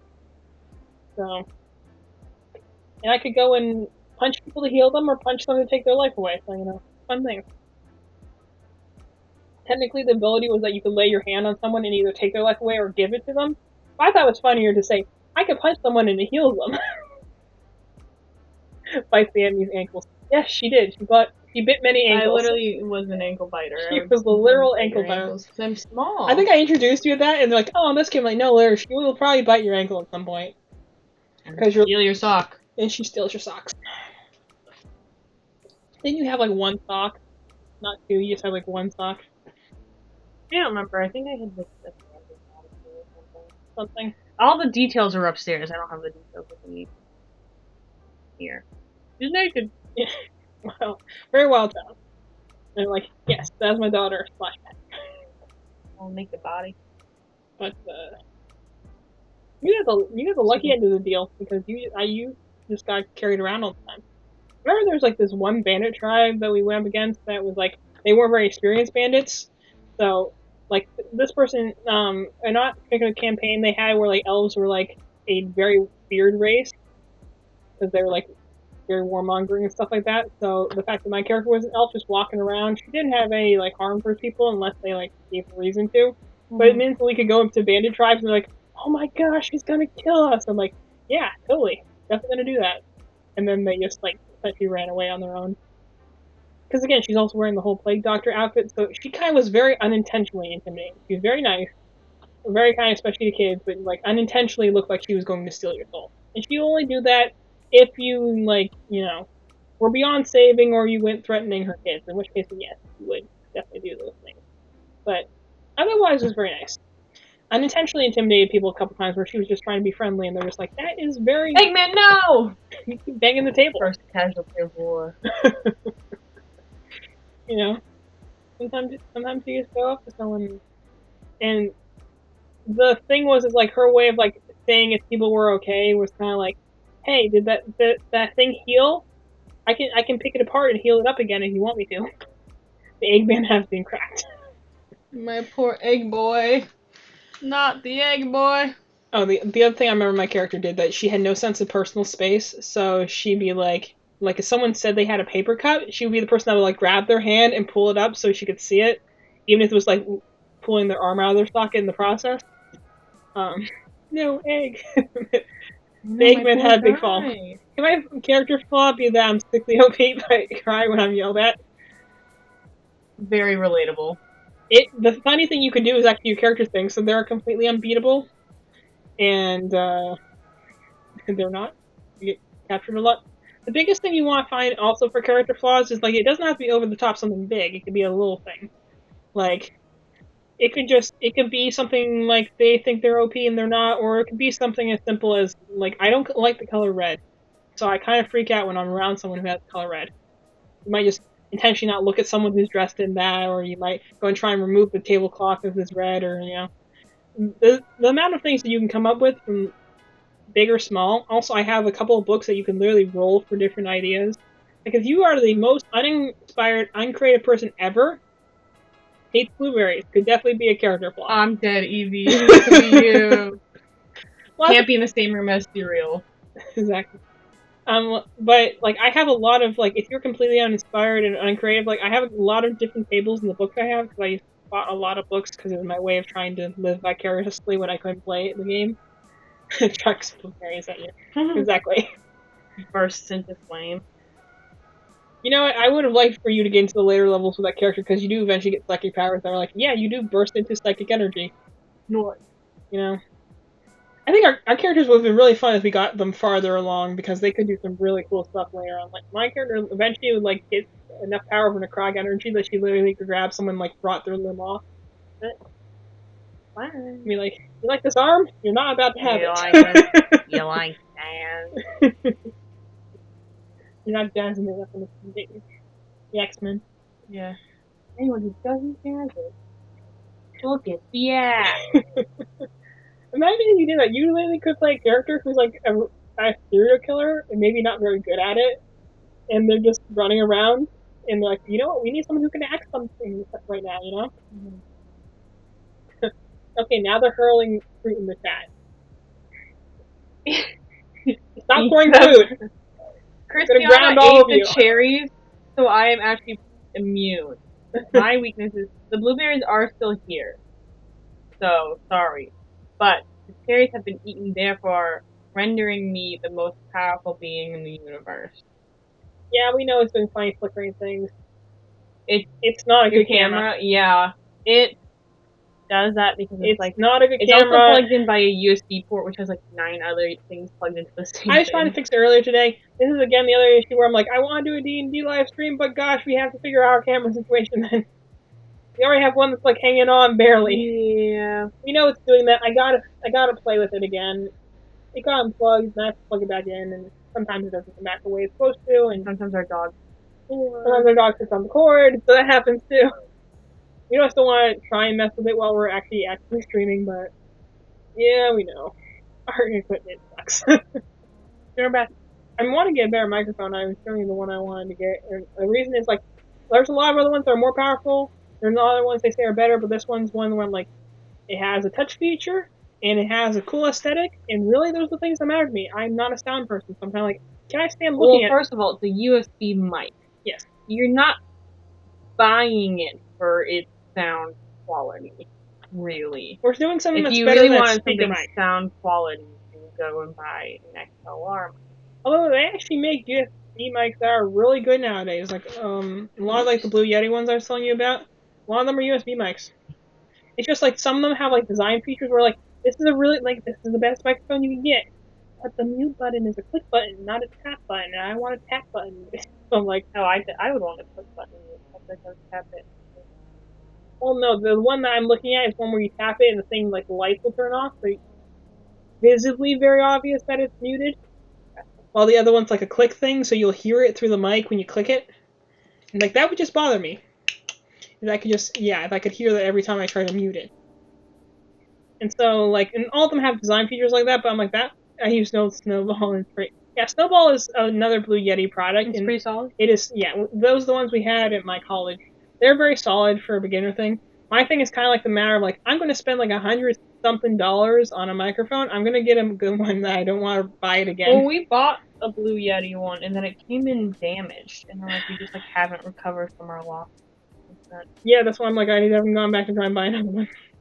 I have an XLR mic, but it doesn't sound good on my computer. I'm not tech savvy, so I think I'm just not adjusting correctly. Yeah. I bought the Elgato Wave 3 USB mic and have been happy since then. So Elgato, I've heard, is really good for streaming. Yeah, the two things about that is XLR mics are way more powerful, but you do need to know sound mixing in order to make use of them. You have to have a strong soundboard, mixing board. And that's why our brother he uses XLR cables, but he's also a big sound person. He's a musician, so he knows sound things, and he's also a big tech guy. So he knows music and he knows. That's sound. The other one I've heard. I've heard about the Blue Yeti. I've heard about Quadcast. I've heard about, and then Elgato is the one I've heard about, and that's a cool mic. It's definitely the one that's in the. I have a mixing board and it still doesn't sound good. I wish someone could teach me. Yeah, I think it's one of those things where you just kind of have to know how to do it. Is someone has to teach you? I'm like, yeah, we're not about that. We literally just want to stick it on the thing and never mess with it. I wish I could teach you too, but I really don't have a good ear for music. It's very apparent when I work in a field where you have to be able to write things musically. Exactly. And because my tapes from the judges were always like, it's not very musical. I was like, I'm doing my freaking best, dude. Yeah. I just got the music today. Don't know what it's about. Don't know how it works. You just gotta fart with it. I thought you just said you have to fart on the mic. I was like, no. You said fart. I'm gonna say that's not reasonable. I mean, you could. That's how you can figure this out. I was literally sitting here like, It won't be a very efficient way of doing it, though. I don't know if that's my It's not consistent option. sound you can make. Yeah. You want something that you can repeat consistency. There's being, I don't know. You just gotta fart on it. Then it will sound great. You fart on it. Fart around the stage for a second. What is that, Wario? How dare you look at Wario with Well, that one won't even work because you need to have consistent sound every single time. Wario's freaking peaked up. double cheeked up. But sorry about making act up on a Tuesday, boy. You better stop. Yeah, but the other thing about the other attraction of the USB mics is that you can pull them out of the box and they more or less are good to go. Gotta head out, but it's fun. Okay, yeah, thanks. I'm glad you're here. Definitely text me if you want to do it. If you want to call or anything tomorrow, we can do that. It's not like I got anything else better to do. Don't sound so pathetic. Well, no, I am alone. I'll be sitting alone in my room by myself. That's what I do. Well, I sit down in the basement alone. There's a difference. I'm surrounded by books and dice right now. So, Snow Mission is not that many settings anyway. Yeah, I just had like a main, well, most of the USB mics just have that. They have a knob that controls the gain, and they have mute, and usually a lot of them have different audio patterns. I do know the basics of how those work, but those are pretty much what the USB mics have. They're meant to, and they actually are some really powerful ones now. Like a couple of years ago, it wasn't as much, but like nowadays, like you can get a really powerful mic even just as a USB mic. And that's all we want, really. I want something I can stick on the table and not touch it again, except for if I want to mute it or turn it up or down. We had one before. I don't even know where it went. I think we let somebody borrow it. Maybe. No, maybe I lost it. We had one for a while that we used, and then we realized it didn't work. Well, it only worked on like one side. And people were like, actually, that's better. And we were like, this is the literal jankiest thing we have. They're like, that sounds great. We're like, all right, here we go. Oh yeah, I remember. We had an original mic that was like an official mic, and then we put it. It was our brother's trash. Actually, he was gonna throw it away, but he gave it to us instead. Gross. Yeah, but we use this speaker mic now, and yeah, it's literally like a thing you would use for a speakerphone. Like a conference call. That's the mic we use right now. It's working pretty well. Yeah, it's been working well enough, but I keep seeing people mentioning to me lately where they're like, have you gotten a new microphone yet? I'm like, no, never did it after I made up my mind, got a thing, and then the thing didn't work, and now I'm just like, well. I think that they probably will until I got another one. I think I just got the wrong thing. I'm like double thinking about the thing. The one I have thought about is the Elgato Wave one. It's a cool mic. I'm just like, I'm an intensely visual person. I really gotta like the outer design as well. And I'm just like, the outer design is just very minimalist to me. I'm like, it's probably incredibly functional, but I'm like, I don't know if I can steer that all day. I mean, like, I'm being real. I'm bringing the visual aspect to an audio device. So I'm like, it's one of those things I look at and it's like, You know? So, I know this is totally the wrong way to look at a microphone, but, you know, that's the way I do. So I honestly have to have something that I can look at and say, hey, this looks cool. So, like, the one I'm looking at is literally one where I'm just like, has the features I want, has the thing I want, and it looks cool. Good enough. You know? They're all around the same price anyway. It's kind of like... The one thing that they stress in all the videos I watch that are, like, reviewing these microphones, like, none of these are bad options. It's more just kind of what you're looking for. So it's like, one might be slightly better than the other, but I'm like, if you get the one that's at the bottom of our top 5 list, this is still a really good microphone. Yeah. It's kind of like having a bunch of, like, fancy paints and stuff like that. I'm like, all of them will still paint the canvas. One of them might be better than the other in the right hands, so it's kind of like with a lot of art tools. It's like, depends on how much you want to put into it. All we need is just something that collects sound better than the current thing we have that collects sound. It has, you know, very, well, like, patterns and gains and stuff like that, then, I mean, that's all we need. You know, there might be better ones out there, but it's like, we just need something that can, like, just work for a while. Until we, you know, we make it big and become famous and have, like, you know, money coming in. Then we can eventually buy comfortable chairs. Wouldn't that be They keep stealing our chairs in here, and honestly, we're probably gonna have, if we decide to play our game downstairs, we're probably gonna have to move the chairs in and out, like, weekly. We do need more chairs. Our chairs keep breaking.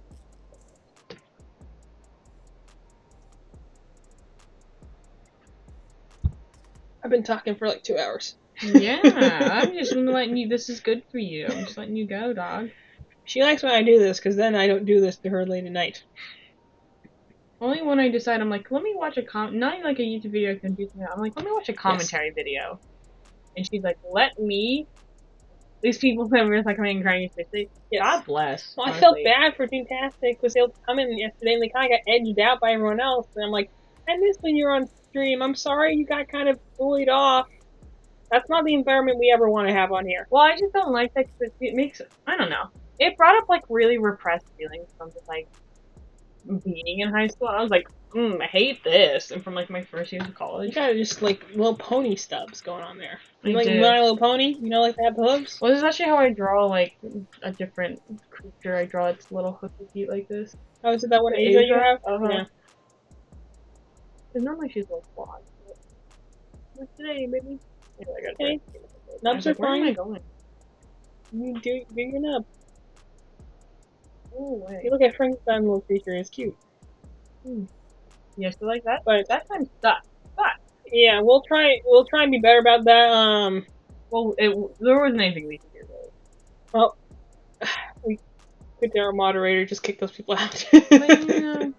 But I just like we don't want that. We want this to be a open environment where people can talk and we can have fun conversations and talk about whatever.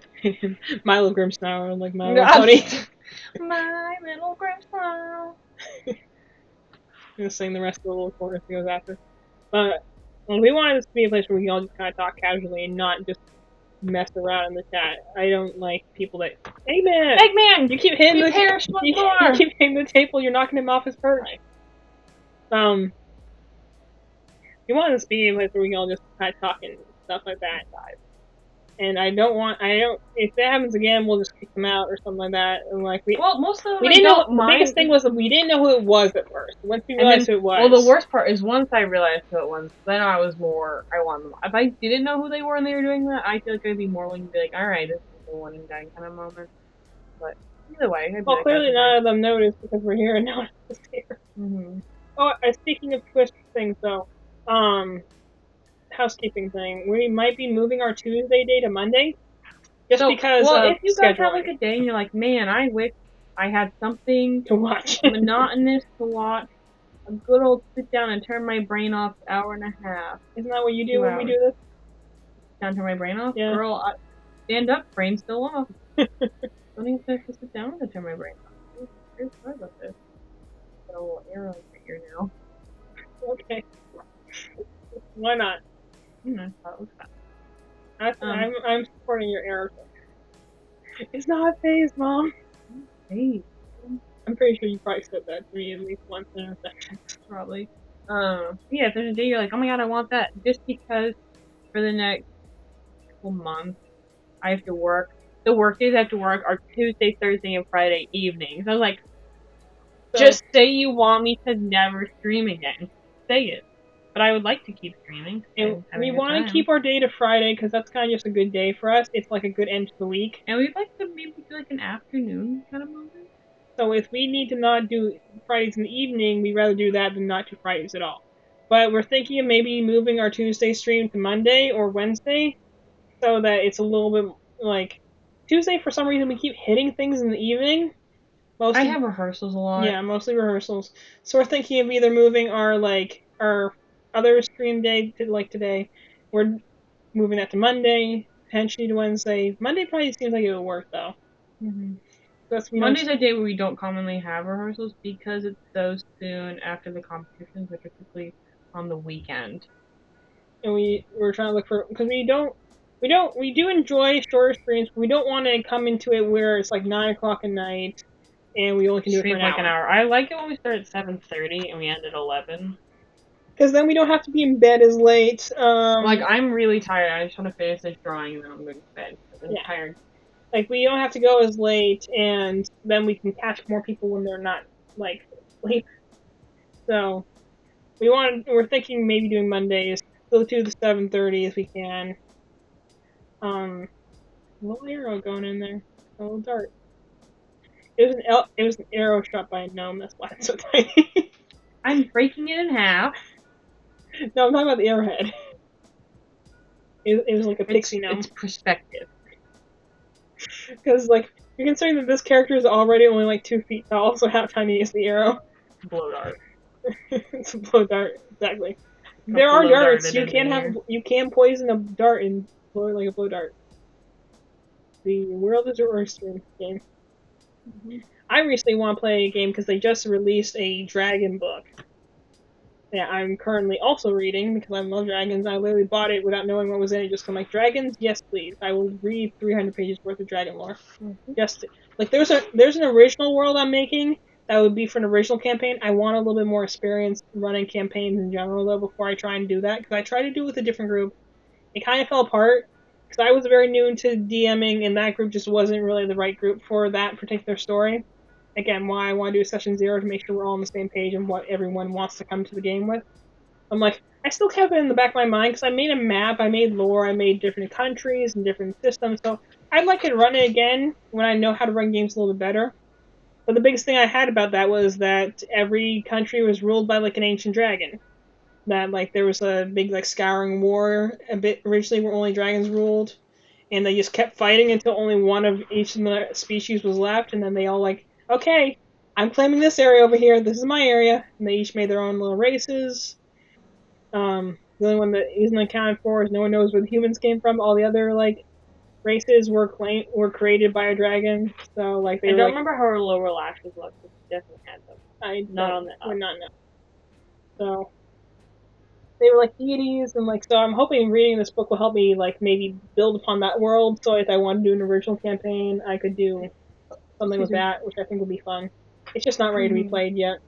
But I'm like the biggest thing in that book that I wanted to play as a character myself, if I ever could, is they have this one called the Draken Ward, where it's a ranger, you know, like a hunter person in the woods, and you get a spirit that like takes the form of like a small dragon creature, so you literally can be Hiccup from How to Train Your Dragon, or Aragon, where you find this little thing in the woods, and it becomes a dragon that eventually you can turn into a mount and you can fly around on a dragon shooting arrows and stuff. I'm like, that sounds like a dream come true for a class. I'm like, I want to play a game where I can play as that character. I want to play as that class. I want to, because at first it's only like a small like dragon creature and doesn't have wings yet, so it's like essentially like a little attack dog. And then later on it gets larger, so you can ride it, but it doesn't know how to fly yet. And then when you get to the ultimate level, it can fly and be like a full-on like dragon rider mount, and like it just, even if it doesn't work 100% in practice, just the fact that you can go around and say, here is my large alligator-like thing. Watch me mount it. Exactly. And ride it like a pony.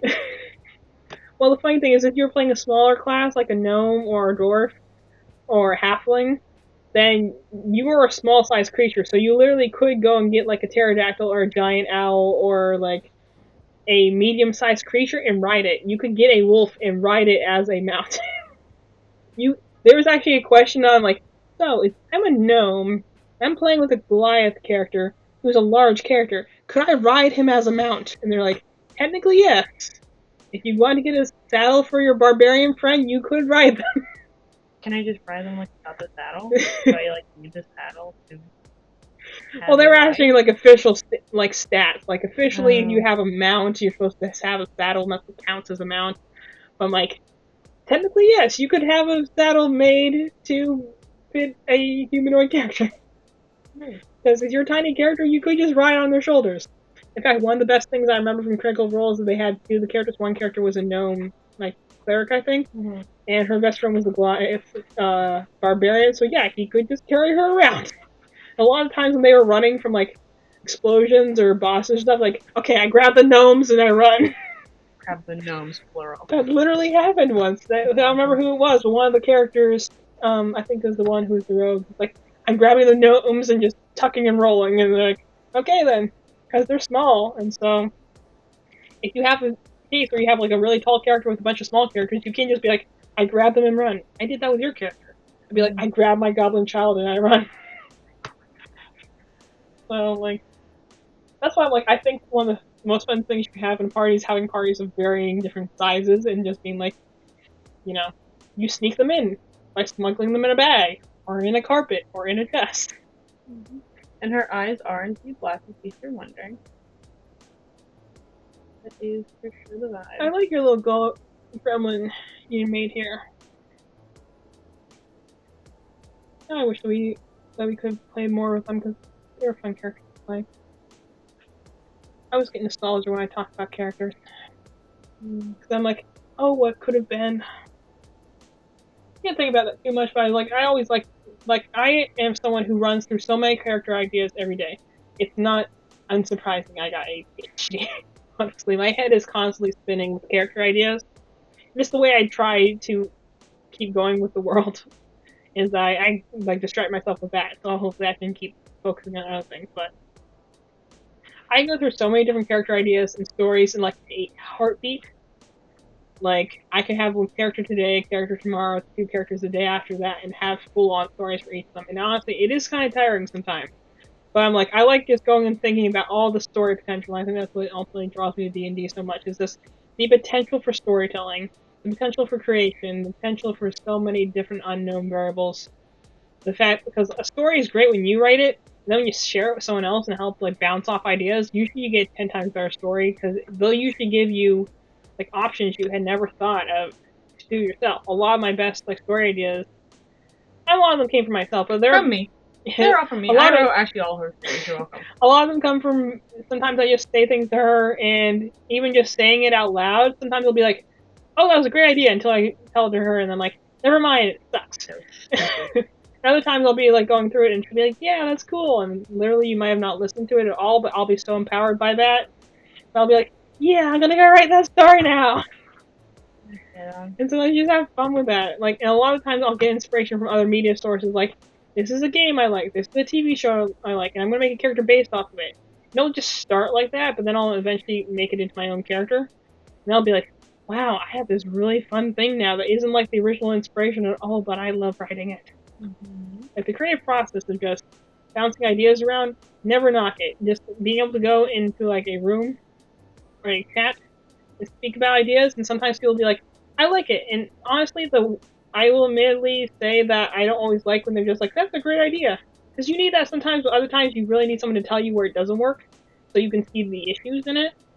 But sometimes when people go like, I like to go into someone's story when they go and ask me, and maybe people don't always like this, but I'm like, I like to go into someone's story and say like, why does this happen?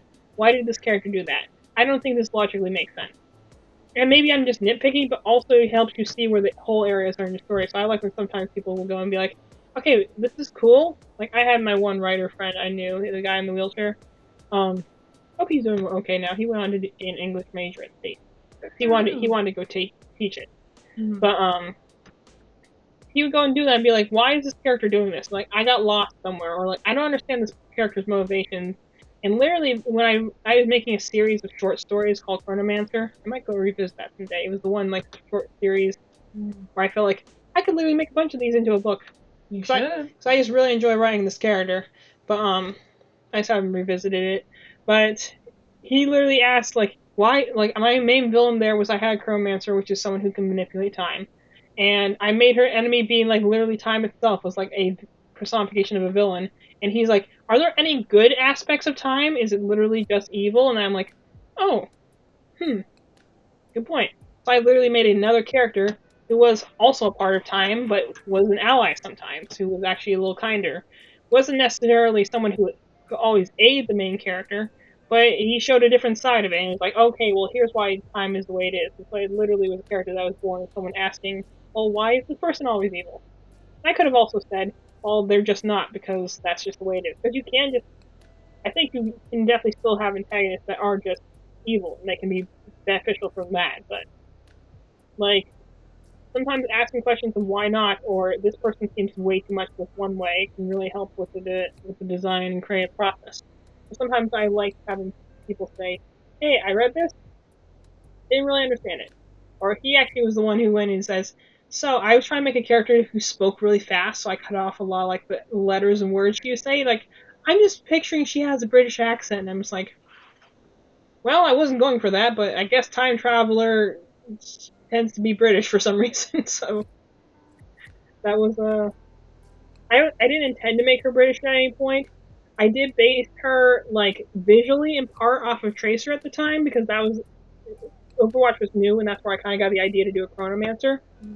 Tracer's interesting because unlike most characters who like have time-based abilities who jump around time, was only evil, honestly. Exactly.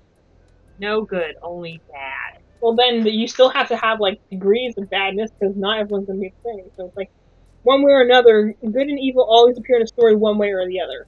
It can be layers of evil, like shades of gray, and well, this person's better than that person's not a saint. Well, like you're still gonna have ultimately a moral leaning some way or another because that's how balance has. You don't see definition unless there are different shades of it. But I remember the reason I came up with Chronomancer originally was like I had this idea for a character and I didn't really understand where I had to take this character until I watched, ironically, the first trailer for Overwatch at the time. I was watching with Tracer's powers, who were really interesting. Because unlike most people who might have time travel abilities, what I thought was interesting is that she was called a time traveler, but she's really not. It's more like she's moving time around her, which is what you would call a Chronomancer, someone who doesn't travel through time, they move time, which is arguably a way cooler ability.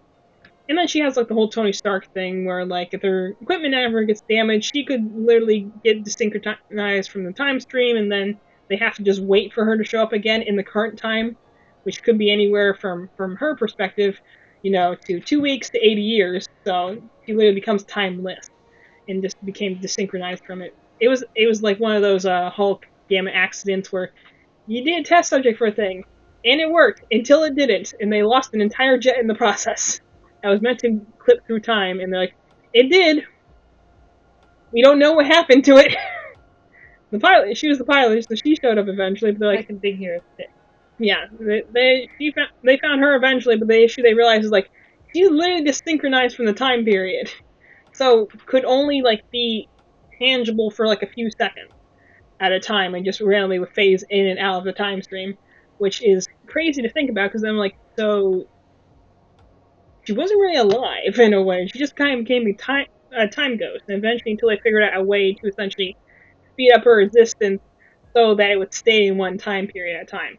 If her equipment gets damaged, though, or she just overtaxes it, then she could become desynchronized from the time period. So, like I said, it's like an Iron Man complex where his thing that is killing him is the thing he used to become essentially a superhero. Which is essentially how her powers work too. So since she is desynchronized from the time period, she can move time, her own personal timeline, forwards or backwards to like reset if she gets injured, or to move forward in time, but everyone else looks like she's just moving really fast, but she's really speeding up her movement. Everything looks the same to her, so that's what gave me the idea to the story about Chronomancing, essentially, because like it's interesting when you do time travel. A lot of people talk about moving through time. Like, I go back to the time of the Romans, or I come forward into history, or whatever, or you have things like stop time, but they never do it from the idea of like, well, I'm literally moving the timeline forwards and backwards. I'm standing still, though. Like, I thought that was a really interesting perspective. That's why I thought she was a really interesting character. And definitely the norm with Overwatch was the more perky a character is, probably the more tragic their backstory is. So they had that with a lot of the characters who you thought were sweet or cute and stuff like that. Like, man, the trauma they have. And this Tracer was one of those characters who was the same thing. It's like, literally, you had this thing that happened to you that they have no cure for. There's no way to fix it. Ever, probably. Because this is the only case they have of it. They never found what happened to the plane either. So it's like, that's probably somewhere. But... and literally the thing that is keeping you in this existence, literally keeping you alive, otherwise you just cease to exist, kind of, is this piece of machinery that they can, armor as much as they want, but it's like, it still could very easily be broken, and in fact, in a couple of cutscenes, they do show it either getting damaged or outright destroyed, and she just ceases to exist in like an instant. And they don't know how long it could be before they find her again. Like, they had one instance where, like, they had that where, yeah, she got knocked out of the time stream again. It took them 4 months to find her again. For her, it was closer to 80 years. She's old, dog. But, it's like she just was like, there's even theories of whether she's phasing in and out of the current timeline, or she could potentially be visiting other timelines, because if you're visiting the future is not entirely set. So it's like, could you potentially, there's like fan theories, they're like, did she have seen certain things like the fall of Overwatch before it happened, but just not know how to prevent it, because you can see it, but you can't interact with anything while she's like that. People might see, like, her briefly, but not enough to be anything more than looking like a spectral ghost. So, And just imagine what that would do to like you mentally when you're literally stuck in a phase where you are like existing in different points in time for like an instant or maybe for an hour, but you can't interact with anything. You know, like literally kind of Jack Frost scenario where people will walk right through you. Like, that's heavily traumatizing, and that's like a thing that could happen every single time she goes out into battle, but she still goes out and is a hit and run fighter anyway. Which is why I thought her character was just very fascinating. So here's our final guy. Because I'm tired and my thumb hurts because I haven't drawn in a while, and I've been using a pencil grip. I think I'll go like, reread some of my other Chronomancer stories. I'm in the mood for that now. My boy Eggman who inspired all of this. Maybe next time I'll go into an Overwatch here's the bounty we'll for see. Tonight. We have Eevee's, what's his name? He's one of the... He's just called the Black Kecleon. The Unis Honest Kecleon. They're just called the Black and White Kek. The Kek. Neon. She literally named it Neon. His name is Neon, but spelled like Neon. And then everyone's favorite, Dr. Eggman. I do love that Dr. Eggman. Very, very good. You need it. You definitely need it. If you don't do anything else, post that one on your DVR. It's great. People will love that. My boy Eggman. Done good. Anyways, I'm so tired now. It's been a while to work the preschool this morning, so I'm really tired. Thanks for hanging out. Good stream. Good time. Good talk. Yeah. I feel a little bit less anxious. It'll last until probably Hey, you guys Thursday. help me out. You wind yourself up when you get excited like this, and then you just unleash the flurry of words. And I'm like, so she likes when you guys can go and take some of that. Yeah, it helps me a lot. So we'll see you on Friday. Back to regular games. Yes, I've done so much grinding in Tokyo Mirage Sessions, so I'm going to get to show off all of my stuff very fast. Hopefully we'll get through it very quickly. Okay. Night.